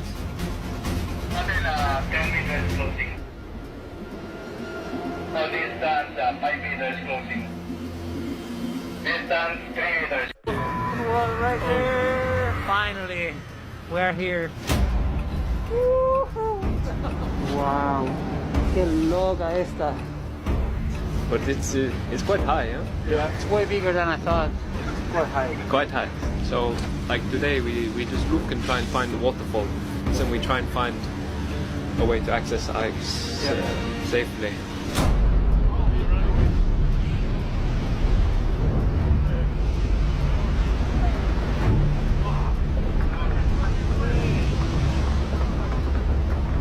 It's absolutely Imagine mental. this happen Even if it's not when we there. Antarctica, right? We just saw a big piece of ice fall It's down mad. and it created this I huge love wave. this stuff anyway. And you start thinking, what if it's us down there? When we go out, we'll be sometime. Right.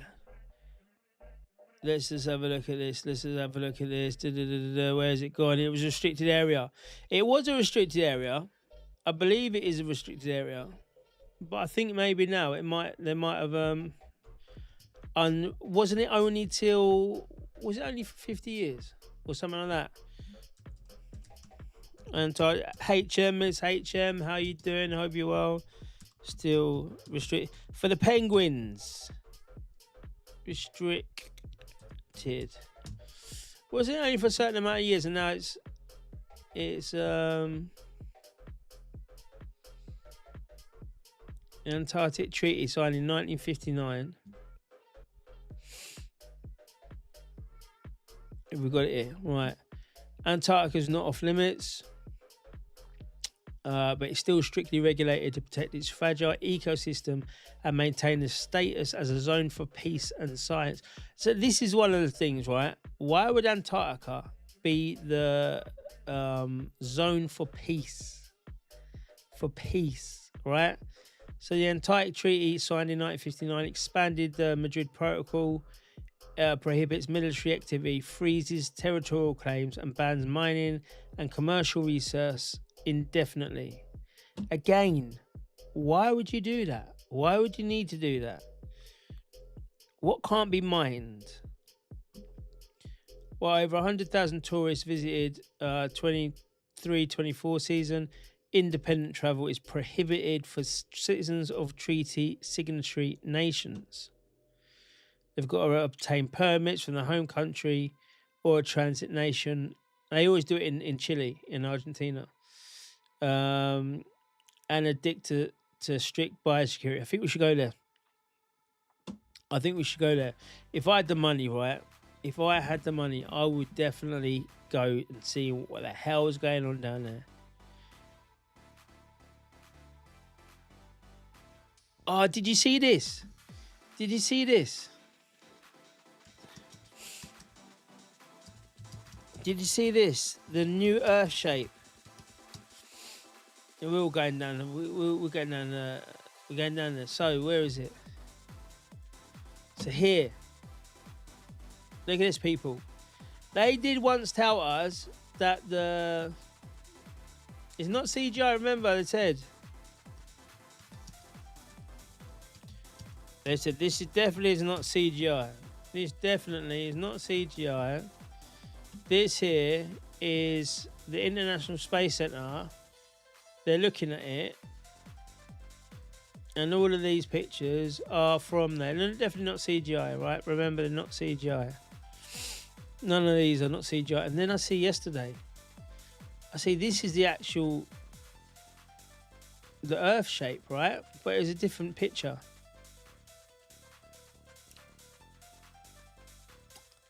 It was a different picture because it had the actual, it has the actual shape, the actual countries on it as well.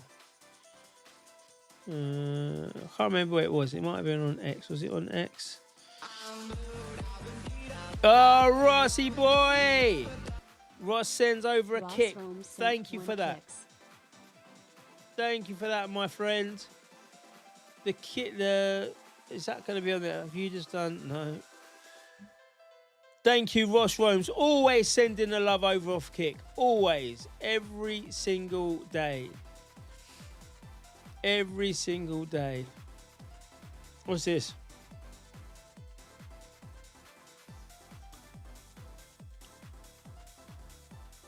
I'll look at that in a minute. The Earth shape. I need to get off in a minute. I've got an early day tomorrow with the girls. Here.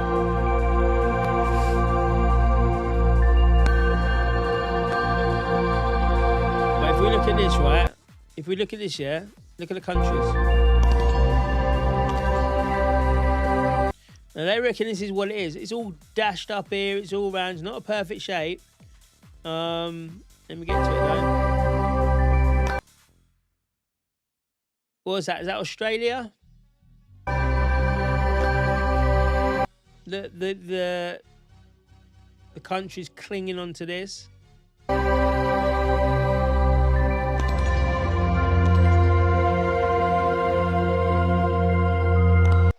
look at Africa. Look at little tiny England here. Little tiny England at the top of this little thing, yeah? And then look at Africa, right? This is what they're saying. This is what they're saying. And do you remember? We can go to it, actually. We can go to it because if we look at the blue marble, let's get Africa. I'm pretty sure Africa on a map isn't as big as what that one's showing now. Here. And that's South America, isn't it?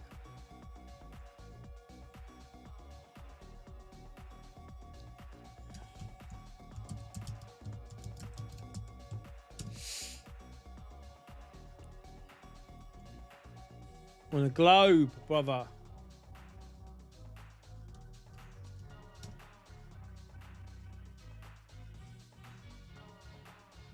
You see that here? You see this one here, yeah? And this one here? That is not as big as that. That is half the world. Like half of the world, right? That's huge compared to this. So are we now starting to be told truths about it? They never said this before. Look at it. Look at it, people. Africa's bigger than South America. It's not a perfect sphere.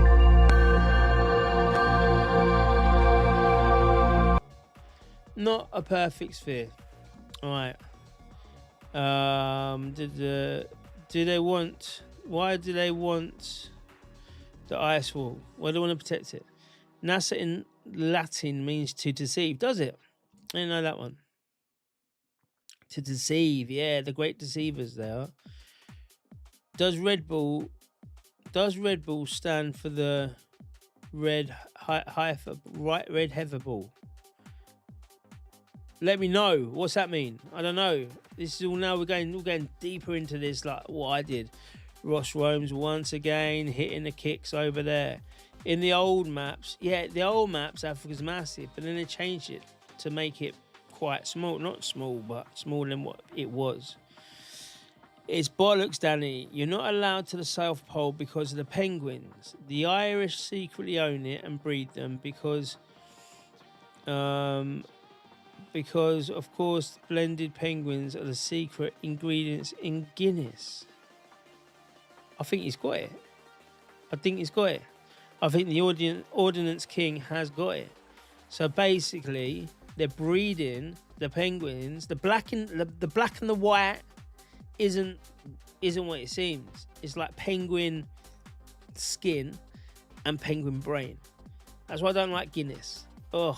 I went to Ireland. Yeah, you gotta have a Guinness in Ireland. Do you know what I didn't? I don't like it. The Earth has brain damage. It fucking has, isn't it? Do you know what I mean? So now we know. So now we're the only planet that isn't flat. Do you know what? Right? I don't. With all the conspiracy and everything like that, and I've spoken to David Weiss. I need to get him on again, you know, because it was a quite interesting conversation. And I know he's been exposed and whatever, but I do like the fella. I've got time for him. So when I had a podcast with him, and he was saying all this stuff, right? It wasn't so much that the thing's flat. Oh, the whole thing's flat, right? I just think that it's not what we're being told. Do you know what I mean? Is it round? Is it not? Why is it? Why is the first things, and this is what he was talking about, why is the first things that we teach, and I deliberately didn't teach the girls this, are the planets, right? Why when I saw the eclipse, well, I didn't see the eclipse, it didn't go dark for me, but I had to wear certain glasses for it to go dark, and then you see it, and that's what the camera's showing, is not actually showing the whole world going dark, because that's what I thought it was going to happen.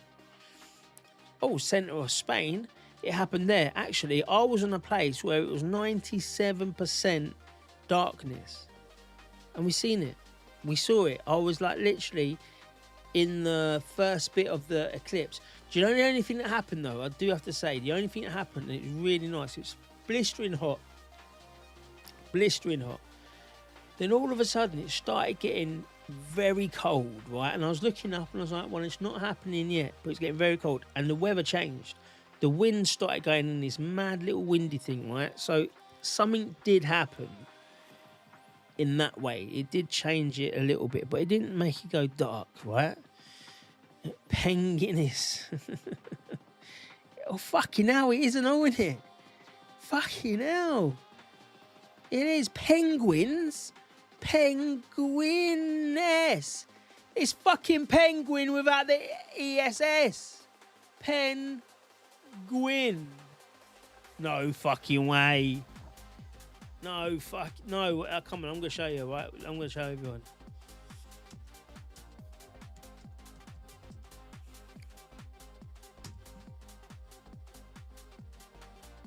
Here we go. And then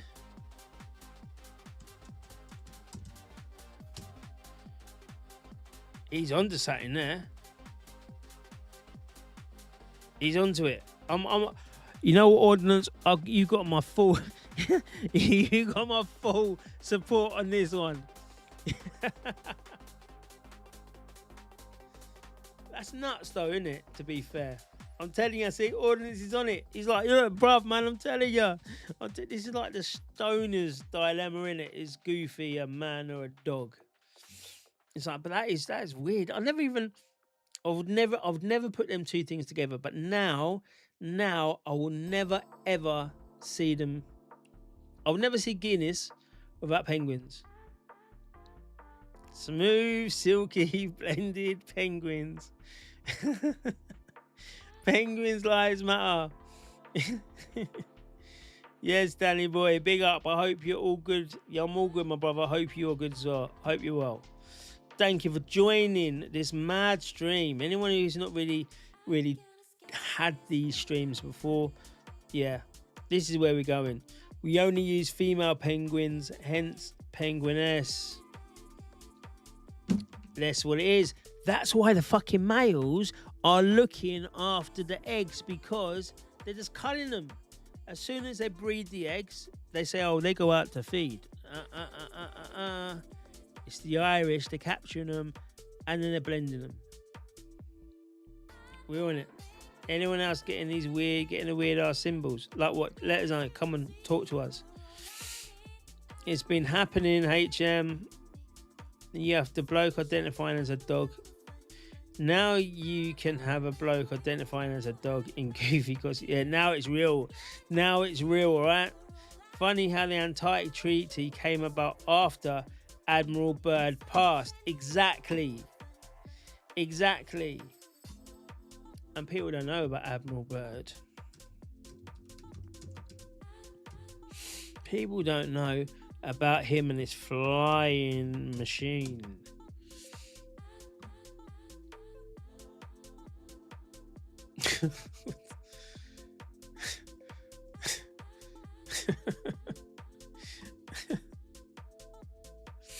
The first thing I come to, our great Admiral Byrd warned us 10 years ago, Barack's a Muslim. What the hell? Now I'm trying to find him. Oh, HM, that looks like you, right? Oh, no, it doesn't. It doesn't. I skimmed through it too fast. Here's me. Here's me when I was young, right? How did you get that picture? How'd you get that picture? Oh, now he's saying Admiral Byrds are black. These Africans are mental.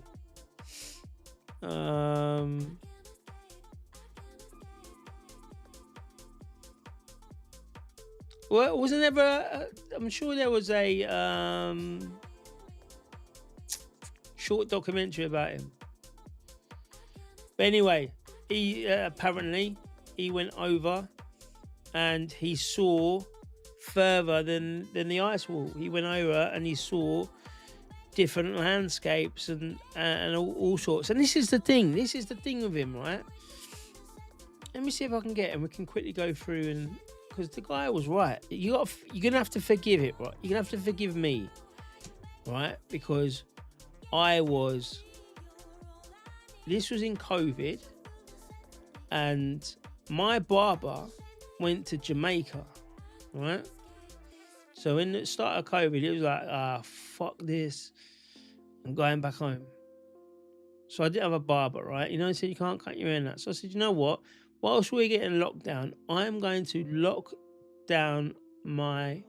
Oh, that is true, actually. Tyler Robinson, there is no arrest footage.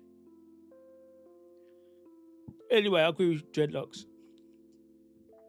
And I look back now. Yeah. And I think, that's magnificent. That's magnificent. The first time in my life I did it as well, you know. Right, let me get his contact. What was it?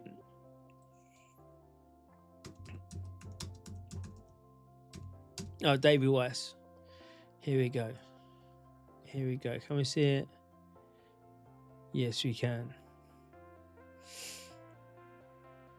So let's go through.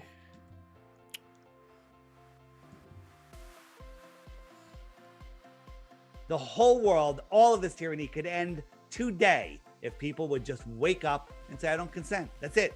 People go, well, what difference does it make? I can't do anything.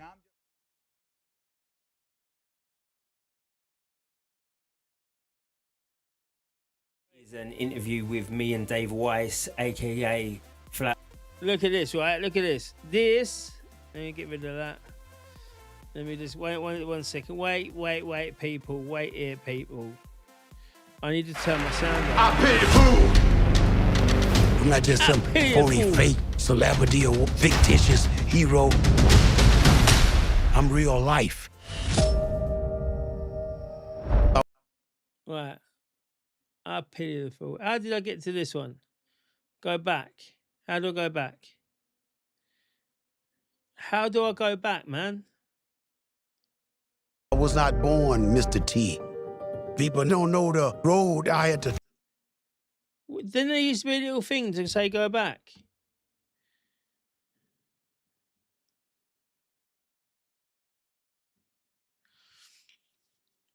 Didn't there used to be a little thing there? Oh, I've got to start it. What happened?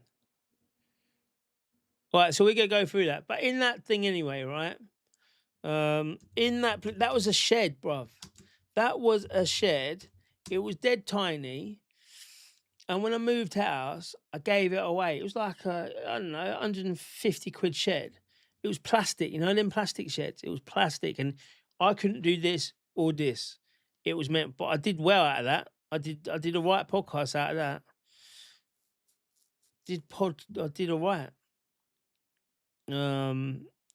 Oh, now we're going on something else. Now we're going on to Scorched Earth, and there was a video that I saw about the Scorched Earth, about this farmer saying, "What are we doing?" He's got like meat. It's so dry, it's scorched earth, and he's got craters that are like a meter down. And he's like, I can't. The animals can't come on here.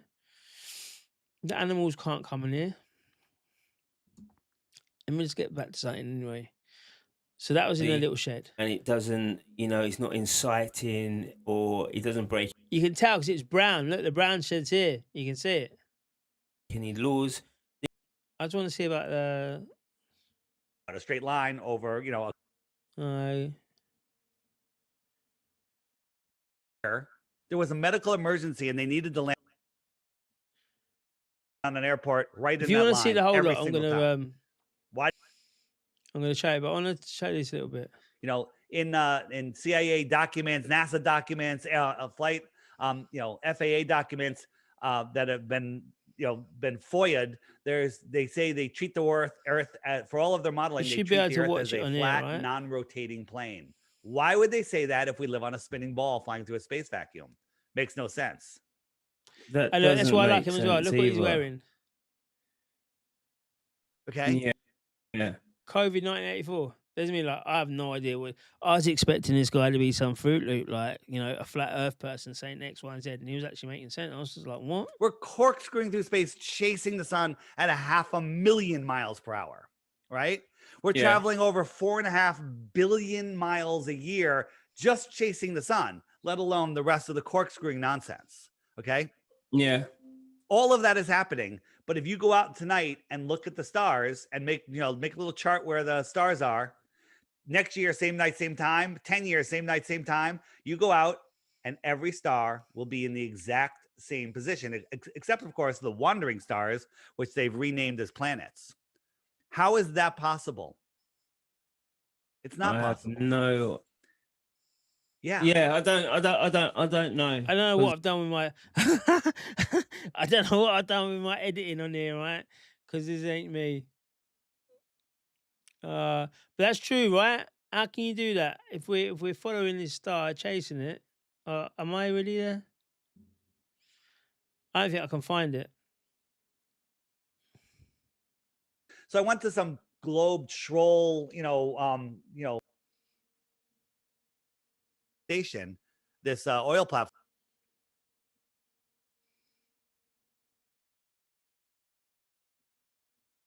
The app That's the app. Your app, yeah.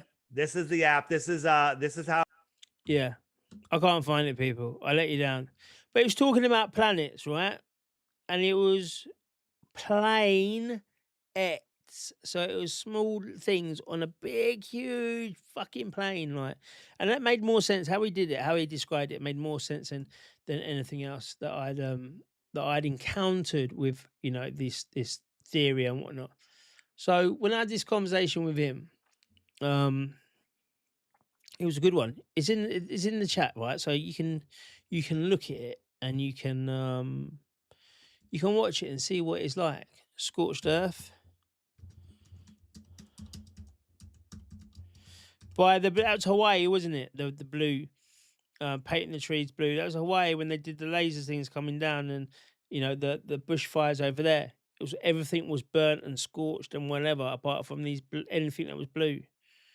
That was mental. Or even simulation. That has a lot of legs, in my opinion. That has more legs than anything else.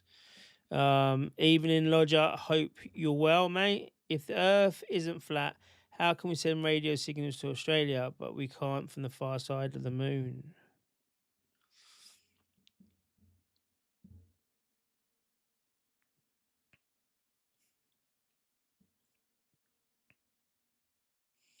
Isn't it? I don't know. Isn't it? I have no idea. I have no idea. It's just mental. It's all, and there's, again, the less trust you have in the government, the more things you're going to question, right? The more things you're going to question. How about spliced DNA? Oh, Sophia's going deep. I've not even heard this one. Spliced. Is that the one where another thing as well? I don't. It might be the same one. Is that this planet is? I don't know the whole of it, but it made a lot of sense.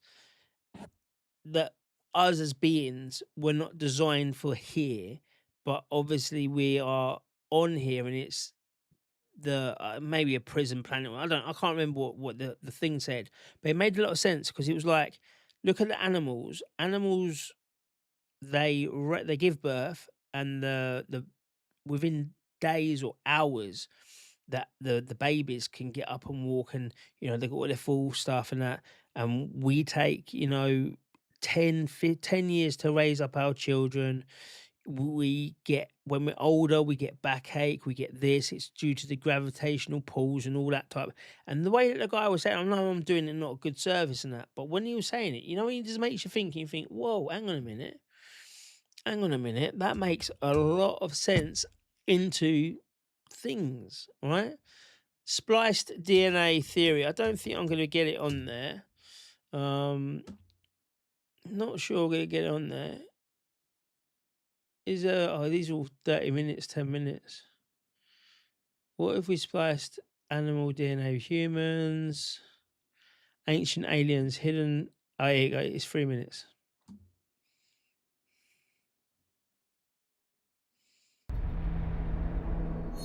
Almaty, Kazakhstan, May 2013.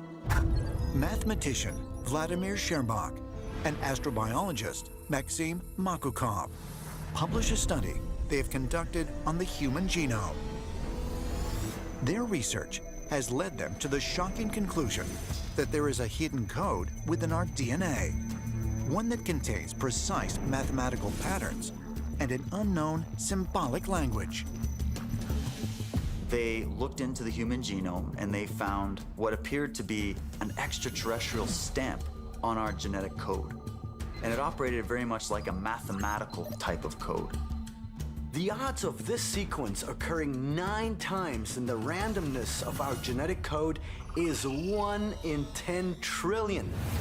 Finally, someone has come across the one piece of evidence that I've always said we need in order to prove the ancient astronaut theory. I always said it'll never be a crashed spaceship or a ray gun that will dig somewhere in the sand, but it will be found within our own DNA. For ancient astronaut theorists, the news offered compelling evidence that mankind's DNA was deliberately manipulated by an extraterrestrial intelligence sometime in the ancient past. The ancient astronaut theory suggests that at some point, extraterrestrials targeted our DNA with an artificial mutation of our genes. And if this is true, then some have argued that we are, in a sense, organic robots, because through that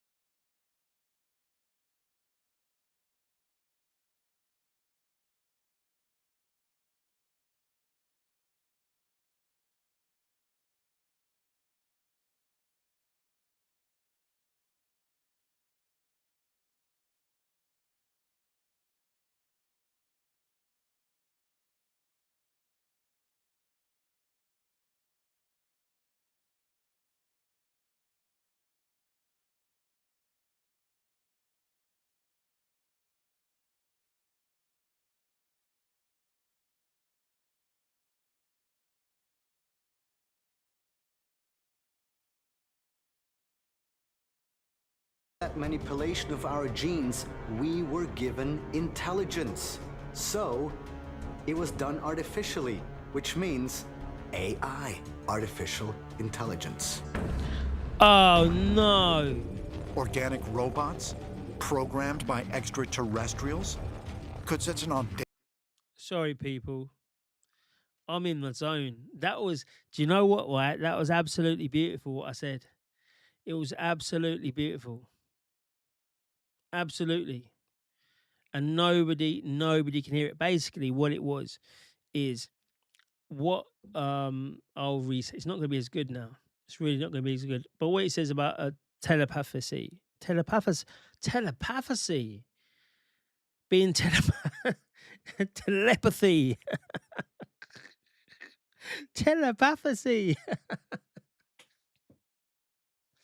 Oh, people, it's way too late now. It's 1 o'clock in the morning. I'm gonna have to go. I really am gonna have to go. Follow the chat, Danny. I know, right? Double liner. Follow the chat. There should be audio now. So yeah, essentially what it was is oh, it's too long to explain. So the ancients of the day, they didn't have all the poisons in the air. They didn't have the poisons in the food system. They didn't have it in the water. Then I said about the water. Then I said about Tenerife and the Canarians, whatever you want to call them. I'm having a right nightmare with words today. I drank the water and I was poorly. And it was like, do you know what? Where's the bottle of water? Your water's dirty. And they were like, no, it's not. Our water's full of minerals and stuff. Like, it's not sewage reprocessed. It's from the sea, and they just take out the salt and, whatever's left in it. And I've always thought that the water there is not clean, but it's actually super clean, much more cleaner than ours. And that's why we get ill. So with the twins, them being telepathic, because they're closer connected. Is this what all these things are destined to do? Because we only use 10% of our brain. That's it. What's the rest of the brain? They like to tell us that. You use 10% of the brain, but we don't really know what the rest of it does, but it's absolutely fantastic. So what if it is that? What if we just been lied to our whole entire life? And that's all this is how much lies can we take? Crazy. But I love this stuff. I love it. Absolutely love it. Telepathy. I don't even know. I can't even say it now if I could. Having the right one. Chemtrails. Exactly. Do it telepathically. Telepathically. Let's go. Yeah, it's way too late. Concept even be remotely true? As far as ancient astronaut theorists are concerned, not only is the answer yes, but it provides the reason why humans have such a strong affinity to not only create cybernetically enhanced versions of themselves, but to merge with them. So could this be evidence that just as these advanced extraterrestrial civilizations may have programmed us humans at a genetic level, that now we're actually programming these artificially intelligent robotic beings in the same manner to carry on this agenda that was started long ago by the seeding of this planet from these extraterrestrial civilizations? Whoa.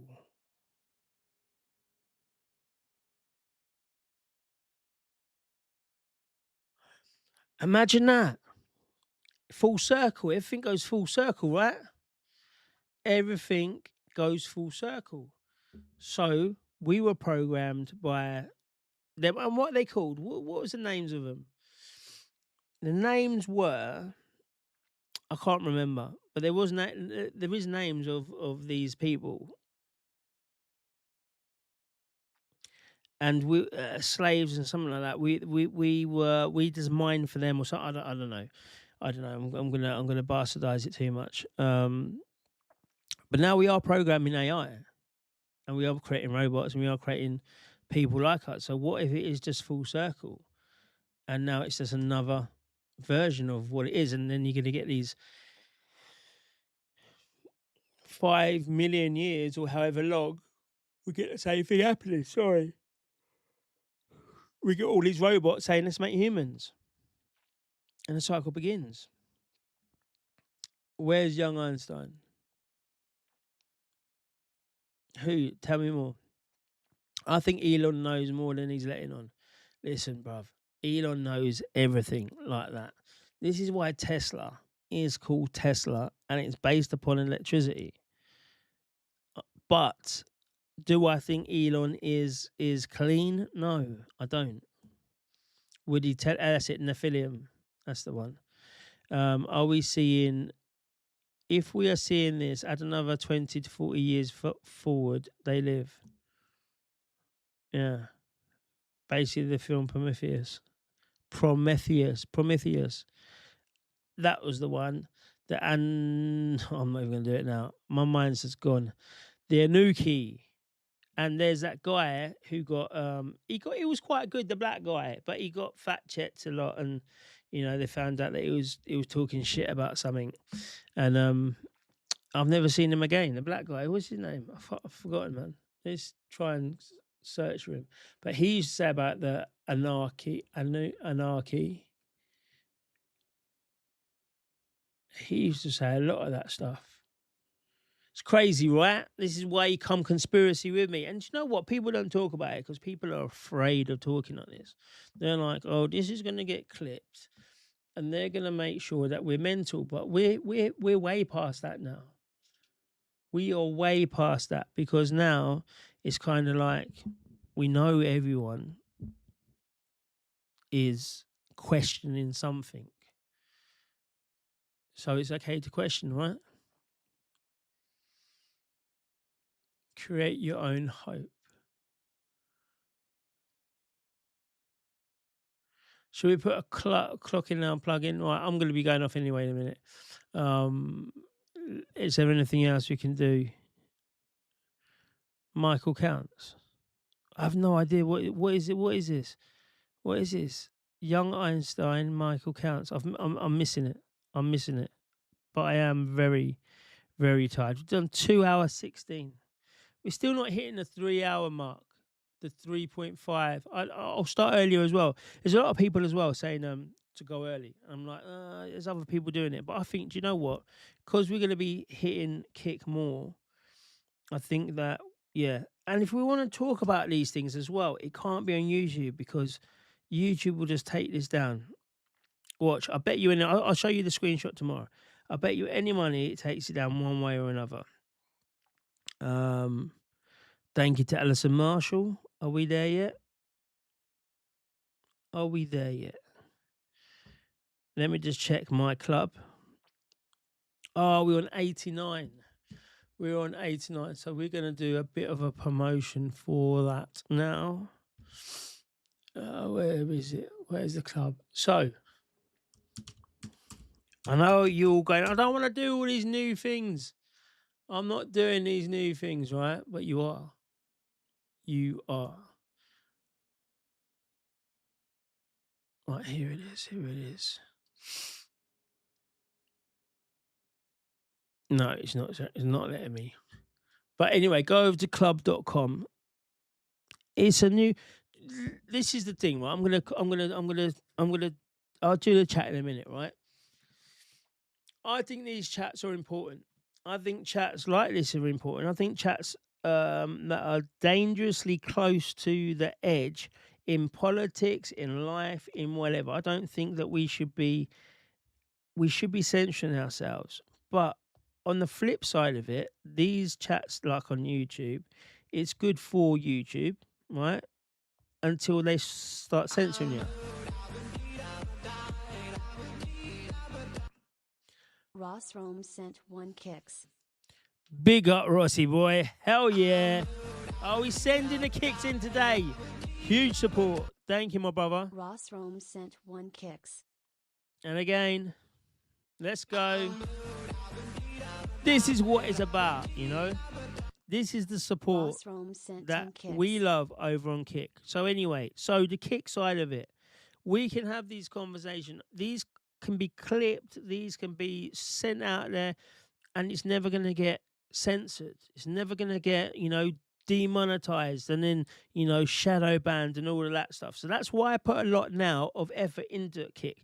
So if you can, go over to there and get yourself an account and subscribe to me, right? That's the first thing. The second thing, off the back of that, Kick's got this kind of community, and it's a great place. If I can get it set up, and I need not, what do I need? 11 more people. 11 more people, right? If I can get 11 more people, we can open up a community, and that's going to be locked. It's going to be a locked community, and there we can have a lot more fun as well. Offline, when we're not streaming, I'm going to put a lot, as I said, I'm putting most of my effort into Kick and Club at the moment, or it will be. It's going to get away from, I don't even like X at the moment because I feel it's too controlled. I am too much of an echo chamber to even like it. I'm just trolling now, to be fair. So everyone, if you can get over to Club, which is the other side of, which is the social side. That's why it's called Club, right? It's a social side of it. And come and join up with me at Danny Unfiltered. It's going to be amazing. Obviously, Ross is part of it. Ross understands it. And a lot of people over on Kick as well, all through the night. So it's a blessing to have you there and for you to be supporting. Love it. Absolutely love it. Look into what they did to Alex Jones. Destroyed him. But he was talking a lot of truth over a lot of years, especially about Bohemian Avenue. That we've got to then say, yes, it is good to be a conspiracy, to delve into conspiracies, right? Because it's only a conspiracy until it's proven right, and then it's like, I told you so.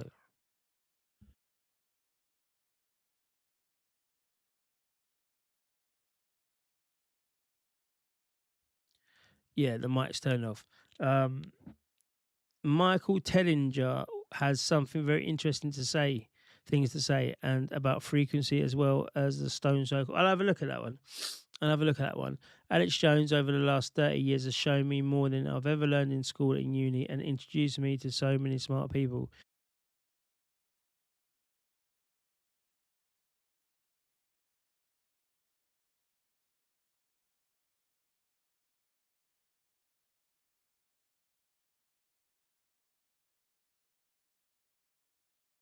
Alex Jones has been one of the people who have done amazing work. But now I think it's a bit controlled, maybe. I don't know. That $1 billion settlement, or however many billions it was, I think that's hit him a little bit. But Bohemian Grove, yeah. Bohemian Avenue is a song, isn't it? Conspiracy is only conspiracy for about 6 months these days because it's proven right. Exactly that. And if we can get ahead of the curve and all of these things, and we're going to do ourselves real good. I wouldn't worry about what other people say and all that shit, because at the end of the day, that's what it is. It's all shit that they can't understand or get their head around. And, yeah, it's a little bit crazy. Right, let's finish this off now. I've got the little one is waking up quite a lot, so it's probably me shouting, but we'll deal with it in a bit. What was we on? We was on X looking at Admiral Byrd. Let's have a look to see what is being said. Back then he was on it. He was on it, man. He was on, and that's what I think drove him to drink. I think the stress of it all, of again, right? When you see the truth and when you know the truth, it's very hard for other people. Take Restore Britain. It all goes back to Restore. Dan, you got Restore Britain on your head. They live rent free in your head. Yes, they do.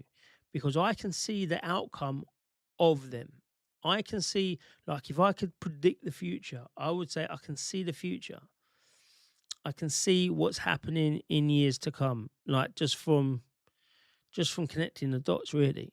Right? That's all it is. My pattern recognition is high, and I can see exactly what happens.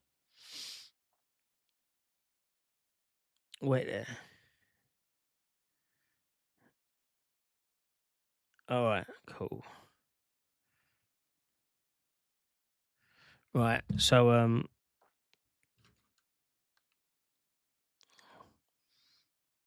wait there 1 second, Beetle. Right. What was I saying? I've forgotten. Yeah, so I can see it. So with the Restore Britain and the Reform UK, right? That situation there, I can see what's going on. So that drives me nuts because I'm like, why can't anyone else see what's going on? Again, like me and Roy was with Reform. We can see what's happening. Why couldn't anyone else? Obviously now I can see that Reform is going to be the battering ram, and we need to use a vehicle. I don't care which vehicle it is, to be fair. I don't care on the right which vehicle it is. We just need something to smash the two-party system. So it sends you mental. And I think that's what happened to Alex Jones. I think that's what sent him into drinking, and then that sent him over the edge a little bit. And, you know, he brought himself back, and then he's got the globalists and everyone else is attacking him. And now he's come back to now. And I do think now he's taken the pill. I do. I think that it was like, enough is enough. I know what's going on. I've tried to educate everyone else for 10 years. If you don't know it, then fuck it. I'm just going to do a few mediocre stuff now, because stuff he says now is fucking wild, man. It really is wild. No Bohemian Rhapsody. Is that what I was thinking of? Thanks, Danny. Great show. Gotta go. Good night. Good night, Sophia. Thank you for joining. Everyone in the chat says night too. I remember Jones on Channel 4. Wow. It's a very lonely place to be. It really is. The truth, man. That's what I say. The truth hurts, doesn't it? The truth absolutely hurts. When you pay close attention, you can see what's coming. It's a strange place, but don't regret it. Good night. God bless. And you, my friend. I don't regret it. I don't regret anything. And I never will do. Will we win? That's a different question. That's a different situation. At least I can go back and say, I did my bit, right? I'm only me. If I had a bigger platform, and that's what we try and do, we try and grow this platform, but it's hard because, like you see it online. You'll see people, like big people, they shouldn't really be saying anything to me, right? And they say it. I'll say one thing, and I know that it will trigger, and I hope it will, because it means I'm right. And then they'll come back and say blah, blah, blah, blah, blah. I know this account from the start has been banned. You can look at the algorithm, you can look at it all. It's been banned. So I tried to sit back and say, well, you know what? Yeah, I'm not a threat. I'm just talking the truth and da-da-da. And it didn't work in our favours, right? So now I'm like, do you know what? We're going to go hyper-aggressive. We're going to go hyper-aggressive on the truth. Fuck it. And hopefully it will grow. And do you know what? X, just from speaking the truth, X has grown already a little bit. More than what it's done when I was trying to like do it undercover and try and do this and pay this burden and all that kind of shit. So yeah, night everyone from Roy to the chat and the chat for Roy. And it is for the UK, 100%. 100%. It's crazy, but we have to do it. But will we win? That's the thing. I personally don't think we will. I personally think that come 2029, and I'm trying to do a I'm out of workspace. Whatever. Whatever. Well, I'm trying to do a thing to prove that what's going to happen with voting. Loads of data, collecting it and put it in whatever it is. Because I think in 2029, I think it's going to be a Labour majority, right? We've seen it here. We've seen that the right wing cannot win without a coalition. And we know that Restore at the moment is not big enough to join in with the Tories. The only one is Reform and the Tories. And we know that if Labour, the Greens and the Lib Dems get together, they've got a majority. They've got a majority. So never give up, never surrender. is the way. But it doesn't mean that I think we're going to win, right? Because it takes a huge, huge change in people's attitudes. It takes things, Night Ordnance King. It takes conversations like this to provoke people into searching. Prove me wrong. I say that all the time, right? Prove me wrong. I'll say something wild, and I say prove me wrong. So I hope people will go into the depths of what I'm saying to try to get to the truth. But by doing that, you're feeding them, you're telling them to go down the rabbit hole. You're showing them where it is. You say, go down it. Come on, prove me wrong, bruv. Prove me wrong. And they can't. And I love it. And then they're like, oh, I didn't know about that. Because if I tell you something, you're not going to believe it. But if you learn it yourself, you're going to be on it. You're going to be sharing that like the gospel. Something seriously wrong about some of these Restore supporters. Nigel Farage is desperate to cut a deal with Restore Britain. He stick to the best back teeth. No, that's bullshit there. Of Genric Zia, and he just wants out. So if they did go down, just imagine they did go down. What's going to happen? We still ain't got the infrastructure. They haven't got the recognition. They've got nothing. So what would happen? Everyone would go back to the Tories. Everyone would go back to the Tories. I remember in the sky. Should have come on the dinghy. That's our border pass.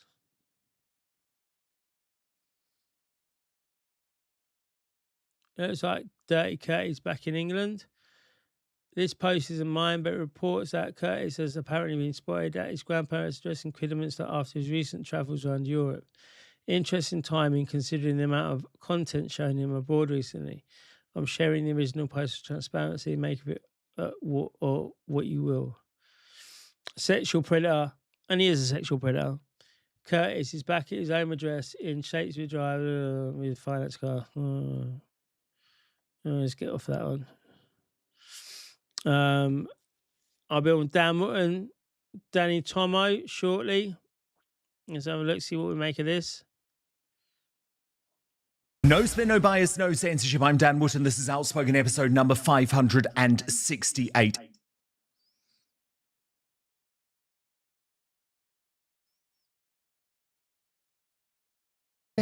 Fighting with the police. They're angry, I got it. Knows what's happened the other day with the leaflets. Should be. Oh, we didn't go down for the leaflets, did we? We didn't go down. I didn't go down. Scotland has gone very flip-flop. A lot of Labours are up on a lot of Labour up there on a general. Labour must have lost a chunk of support in Wales as well. Yeah, they have done, but that was with Starmer, right? This is now Burnham. Point to understand that you don't have a choice now. You have to commit to this. We're not looking for people that say, well, I might get involved, I might do this, I might do that. It's not about that. We don't want you go home. What we want are those men of this country that are committed to taking a stand. And we're going to do it disciplined. Did he ever unsink the boat? I don't know. What I saw in Southampton, when these lads were throwing stuff at the police, fighting with the police, they're angry, I got it, I understood it. I was in the same mind frame, I understood it. But where do you think they are right now? They're all in prison. They're all in prison. And so that's interesting, isn't it? Because those in the MSM want to present Danny as like a violent thug, someone who's been to prison. Yeah, one thing about Dan Wootton, right? He's terrible at reading the teleprompter. Someone who wants other people to go in prison. But as he mentioned there, that was quite the opposite than the Danny Tomo. But look at this, right? Just think about this, yeah? Again, I hope they do well. I hope the Patriotic Army or whatever it is, a Patriotic platform does well, yeah? But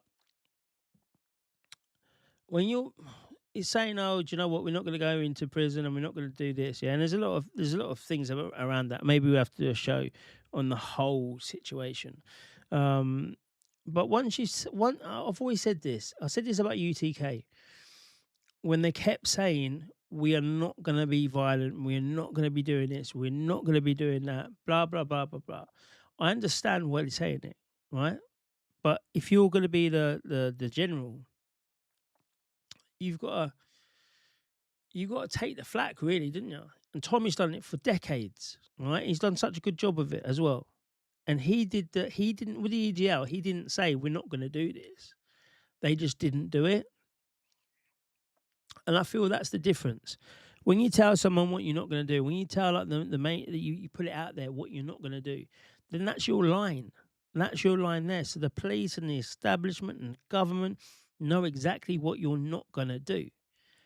People like the Palestine Action, the government and the establishment and the media listened to them more because they didn't know what they were going to do.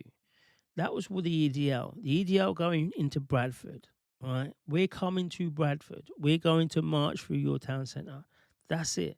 The police don't know what's going to happen. So then Chinese whisper comes along and it's going to be this, it's going to be that. And 9 times out of 10, it wasn't. So I feel that, I do honestly feel that once you give the red lines out, it's kind of done, right? No. United as one today. People have had more than enough. Change is coming. And what's... Did Tommy go down there on that day? Not sure. He just said what we won't. What he just said that we don't want you is wrong. Yeah, I just, yeah. When he's talking about, we only want and again, we only want dedicated people for what? Right? Obviously, I'm not saying there's going to be violence or anything like that, yeah? But I need dedicated people because I want to cause a lot of disruption. It's direct action, right? It's direct action. But if you're dedicated, you've got to be dedicated. But you've already said that you're not going to be doing direct action and you're not going to be doing things like that. I don't know. There are so many that will commit. There are many that will commit, including veterans. So Danny Tomo should be mindful of the words that he says. He's a general now, isn't he? He's the general of it. We've got to wait and see. And like I said, once you get a platform, you've got the ability to do a lot of things. Hopefully that ability comes through, but who knows? What's interesting is that Danny Tomo insisted that this will not be a racist movement. He was very explicit about this, writing a little message to the little bitch SS Hail Hitler groupies. If you ever come near our organisation, you will regret it. Don't bother. A&E will be busy, not a threat, a promise. Remember, X isn't real life. If you want to experience real life, we'll happily give you a real... And many of these, though, as well, again, I'll put it out there now, many of these people are supporting, if you look at their bio, they support Restore Britain. Who supports Restore Britain? Danny Tomo and Tommy Robinson. It's you're not saying it's contradictions. And contradictions make confusion. Reality check. And he added, the left hate me, the far right hate me, the patriots follow me. Winning. Remember, outside of X, no one knows any of you. Literally no one. Fucking love it. And he says this is all about ordinary patriots coming together. That was on August the 7th, right? Because... That was on August the 7th. We look at that one. That's on August the 7th. Again, no one fucking... So, with the help of the French, with the help of the NGOs, with the help of the British government... I mean, it is true, isn't it? How can patriots see that and not realize what we are facing? We are now facing the reality that we have the right to defend our country, and a bunch of politicians won't. I'll just skip it. Went to jail in 2016. You were in some way compromised? It's happened for the last 12 years, to be honest. I'll be honest, originally when I first got involved with Tommy, and I obviously organised some of the biggest protests that London had ever seen. Initially, even Tommy and his cousin Kev Carroll believed that I was too good for the job and something didn't sit right, and they also thought I was an undercover police officer. But I think for the remainder of everything that I've done over the last 12 years, I think I'm the police's worst nightmare in terms of all the activism that I've done. So what it is, it's a tactic by the far left and also by the far right. When you start to make a lot of progress and you start to get somewhere, they have to sort of try and destroy that. And there's other elements. I'm going to put this in the link in the chat for you guys, right?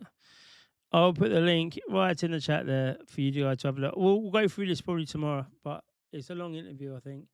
And yeah, and he's going. I need to go for it. Let's have a look at this one. I think that's all, people. I think I'm going to go to sleep. It's 12:30. What's the time? How long we done? 2 hours and 40 minutes. Is that all? Is that all? This we want to go for as well. Right, let's have a look at this. Spencer Pratt calls out the insane takes on the murder of Charlie Kirk. The woke communist who had prints on the rifle. The woke communists who had prints on the rifle killed an anti-communist leader because communists are violent lunatics. Charlie Kirk. You have insane influencers making a fortune off shamelessly exploiting his death, tying themselves in knots with the most convoluted Rube Goldberg bullshit explanations to try and deny something we all saw in 4K and wish we didn't. It was an exploding mic. He had a rigged microphone. And they timed it precisely to the millisecond with the fake gunshot from the patsy. The shaped charge was actually supposed to hit him in the chest. There were Jews hiding under the grass. It was French special forces. Just the craziest. You remember this is the Big Brother guy, right? Was it Heidi and Spencer Pratt? Most unhinged shit imaginable, and people believe it. Anything but what actually happened. Anything but the most obvious, straightforward explanation. The woke communists you saw on camera who have prints on the rifle killed an anti-communist leader because communists are violent lunatics. That's it. We have a communist violence problem, but psychos on the internet have made an entire cottage industry around denying and exploiting it. We're not morons. But what's so much worse than these crazy conspiracies is how it drives people to abandon their basic human decency. It goes from just asking questions to demonizing a grieving widow, celebrating her husband's violent death. It's so much worse than just absolving the actual murderer and trying to sabotage the trial. These people have a bloodlust.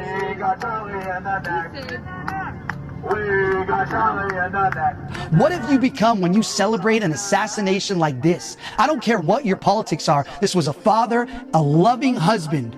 You know, I was in DC in an interagency meeting when that communist shot Charlie. I was there advocating for the Palisades, trying to get things done to help us rebuild when everyone's phones started buzzing. Now, I never knew Charlie, but some of the president's cabinet members were with us, agency heads, people who were friends with Charlie and had worked with him for years, and they were devastated. It was one of the most grotesque and shocking moments I've ever seen in American history, but the reactions that followed were far more grotesque and reveal a sad report on where we are as a country. Teachers mocking his death, drag queens putting on assassination fashion shows. Who are these demons? What have we allowed ourselves to become? We have been so thoroughly demoralized, I fear that we can't get any lower. These things have fried our brains. Politicians have become full-time influencers and utter clowns, gesture gooning instead of campaigning. We dress like slobs. We shrug away drug addicts defiling themselves on our streets. We celebrate murders and lawlessness with alacrity. We have no dignity anymore, and I don't know how we get it back.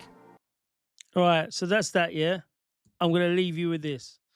That was that one, right? And we know there's a lot of people going out there and saying the most craziest things and that, but, you know, I think Spencer Pratt is a Pratt himself. I think Spencer Pratt is working for the littlest, biggest state in the world. And here's the proof. Because he wants people to believe that those who question Charlie Kirk and the murderer Charlie Kirk are crazies, right? Are crazies. So,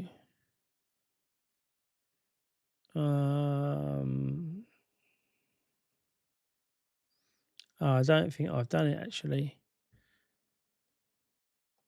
I don't think.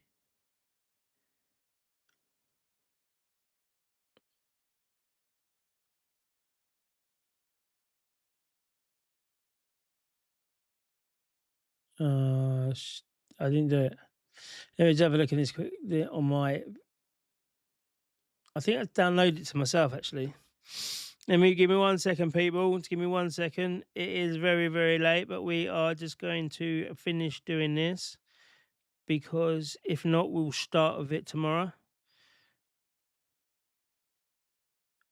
Where is it? I'll try and come in at 9 tomorrow, actually. I can't even fucking find it. Right, that's a big thing of saying, don't do it. Don't do it. Don't do it. Where is it?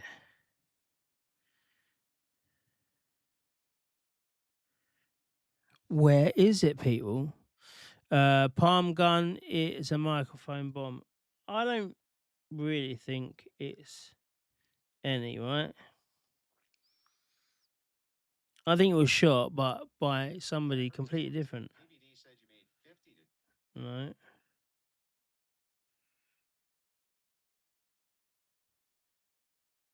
So, where is it? I had it today. I've got to find it now. Here you go. So, 1. The assassin. We're gonna leave it with this. So the people out there want you to believe that Tyler Robinson was the killer of Charlie Kirk. They want you to believe all of the stuff that they've come out and said. They want you to believe all of the court hearsays that's happened, right? But what this person's done is very good. It's true fake. And what he's done, I'm going back, sorry. And what he's done is he's put all the theories and all the stuff together. So watch this, 6 minutes, and then you can come and tell me whether or not you're being fed shit, but at different times. Because when we put it all together, it's ridiculous. It's always a lone gunman, never a conspiracy, part 1. The Assassination of Charlie Kirk by Tyler Robinson. Robinson was a gay 22-year-old electrical apprentice with no military or tactical training. He arrived at Utah Valley University for the first time in his life on the day of Kirk's assassination and managed to stumble upon the only rooftop not secured by Charlie's security team or local PD due to a miscommunication. As he walked around UVU, he was seen by security cameras appearing to be taller than he actually was and with vastly different facial features. He left and returned to UVU 3 times that day, changing his clothes once and stopping for Chick-fil-A in the middle of the day while also playing Wordle and sending memes to a friend less than an hour before pulling the trigger. As the official story goes, Robinson disassembled and concealed his rifle down his pants, his grandfather's M98 Mauser, an almost 100-year-old gun which is actually a K98 Mauser rebarreled to shoot .30-06. K98 Mausers were the primary infantry rifle used by the German army during World War II, and Robinson's rifle almost certainly had a Nazi war eagle complete with a swastika stamped right on the receiver. A logical choice of weapon for a far-left gay trans rights activist who was so ideological he wrote things like "Hey fascist, catch" on the bullet casings that he would later fire at Charlie. Although he was spotted on the roof by students walking around campus, Robinson's presence went undetected by local PD and Charlie's security team as he assembled his Nazi-era weapon and took a prone position on the roof of the Losi Center, just 150 yards from where Charlie was speaking. Robinson, likely shaking from adrenaline and with sweat dripping from every pore in his body, managed to score a shot right into Charlie's neck with his cold-bore rifle, right as Charlie is fielding a question on trans mass shooters. Despite the neck being one of the weakest areas of the human body, and the 30-06 being a full-powered rifle cartridge with high velocity and energy, a relatively small hole on Charlie's neck was produced with no exit wound, a feat described by TPUSA spokesman Andrew Colvett as a modern-day miracle, attributed to Charlie having highly dense, steel-like bones. FBI ballistic analysis of the round recovered from Charlie's neck would later prove inconclusive to have came from a 30-06 bullet. Although no security footage of Robinson actually firing the shot at Charlie exists, there is footage of him fleeing the rooftop immediately after the shooting with an object in his hands that appears to be much smaller than his 3.5-foot fully assembled rifle. The rifle would later be found by the FBI in the backyard of a house owned by 683 Capital Management, a hedge fund owned by an Ashkenazi Jew named Ari Zawiman, who also owned several shares of mass surveillance company Palantir. The rifle would later be found to have 4 to 5 different people's DNA on it, as did the screwdriver that Robinson left on the roof of the Losi Center that he had used to assemble his rifle. There was also a bullet found on another rooftop at UVU by a police officer whose body cam ran out of battery charge right before locating the round. Immediately, and I mean fractions of a second after Charlie is shot, TPUSA Chief of Staff Mikey McCoy brings what appears to be a pre-dialed phone to his ear and starts walking calmly in the opposite direction of the ensuing chaos. A bit of an odd reaction from someone who just witnessed his boss getting assassinated. After the shooting, Robinson successfully evades the police and then proceeds to send a series of robotic-sounding, highly incriminating text messages to his roommate and gay lover, Lance Twiggs, completely implicating Robinson as the lone gunman in the Kirk assassination. As Charlie's security team whisked him to the hospital and attempted to provide first aid, they were actually on the phone with Ben Shapiro's security team providing them updates as to Charlie's status. And my security was on the phone with Charlie's security because nobody knew what the hell was going on. Well, Charlie was still in the back of the car and we were sort of getting updates along the way. The assassination came right as Kirk's staunch pro-Israeli position had begun to shift to a more critical tone after months of the Israeli carpet bombing campaign in Gaza and the cover-up of the Jeffrey Epstein case and his ties to Israeli leaders and intelligence agencies. Because of this, TPUSA had actually lost several pro-Israeli donors, and Benjamin Netanyahu had allegedly offered him a $150 million cash infusion to go back to his staunch pro-Israeli views, which Kirk refused. Netanyahu was actually the first public figure to post on X about Kirk's assassination. A man on the other side of the world in the middle of fighting a war took only 39 minutes to post he was praying for Charlie. There were also several unauthorized drones seen flying around UVU the day of the assassination, and Charlie was shot in the middle of an area that looks suspiciously like a giant menorah. An area that was immediately dug up and paved over only days after the shooting at the behest of the FBI and the governor of Utah, an act many described as destruction of a crime scene. Despite 7 different social media accounts posting foreshadowing messages on Kirk's assassination days before it actually happened, the FBI has concluded that Tyler Robinson acted alone. The FBI also shut down the National Counterterrorism Center's Foreign Intelligence probe into Charlie Kirk's assassination, a probe that had several credible leads according to Joe Kent, who was the director. Because it's literally always a lone gunman, never a conspiracy. Be sure to follow for Part 2, Trump and the assassination attempt at Butler, PA. So some of this is, it's a little wild. The majority of that is official testimony. So, yeah, we'll leave it at that one. But I don't believe people who are questioning what happened to Charlie. We all want to know what happened. We all want to know exactly who did what, when, where, how, and all of that. And we want ultimately to know that the person who is going to be potentially on death row is the person who did it. I myself am a bit, I'm a bit It's a bit questionable for me, and I don't know. I don't think he did it. I'm firmly in Team Candice camp, but we'll go through that in a little while as well. People, anyone going to go now? It's been on there way too long. I appreciate every single one of you. Everyone who's been on X, everyone who's been on YouTube, Kick. Yes, I thank every one of you. And please go over to Kick and join me over there at Danny Unfiltered. It's a grower. We're going to grow it, but I think it's going to be great. And I think it's going to really work well with everything. So please, if you can, just take 10 minutes, not even that, 5 minutes of your time, set up an account, come and follow me. Follow all your biggest creators over there as well. There's a lot of people in the UK who are starting to migrate over there, which is absolutely great. So, yeah, and I'll see you again soon. Dizzy for Jesus. Good night, Danny. Night all.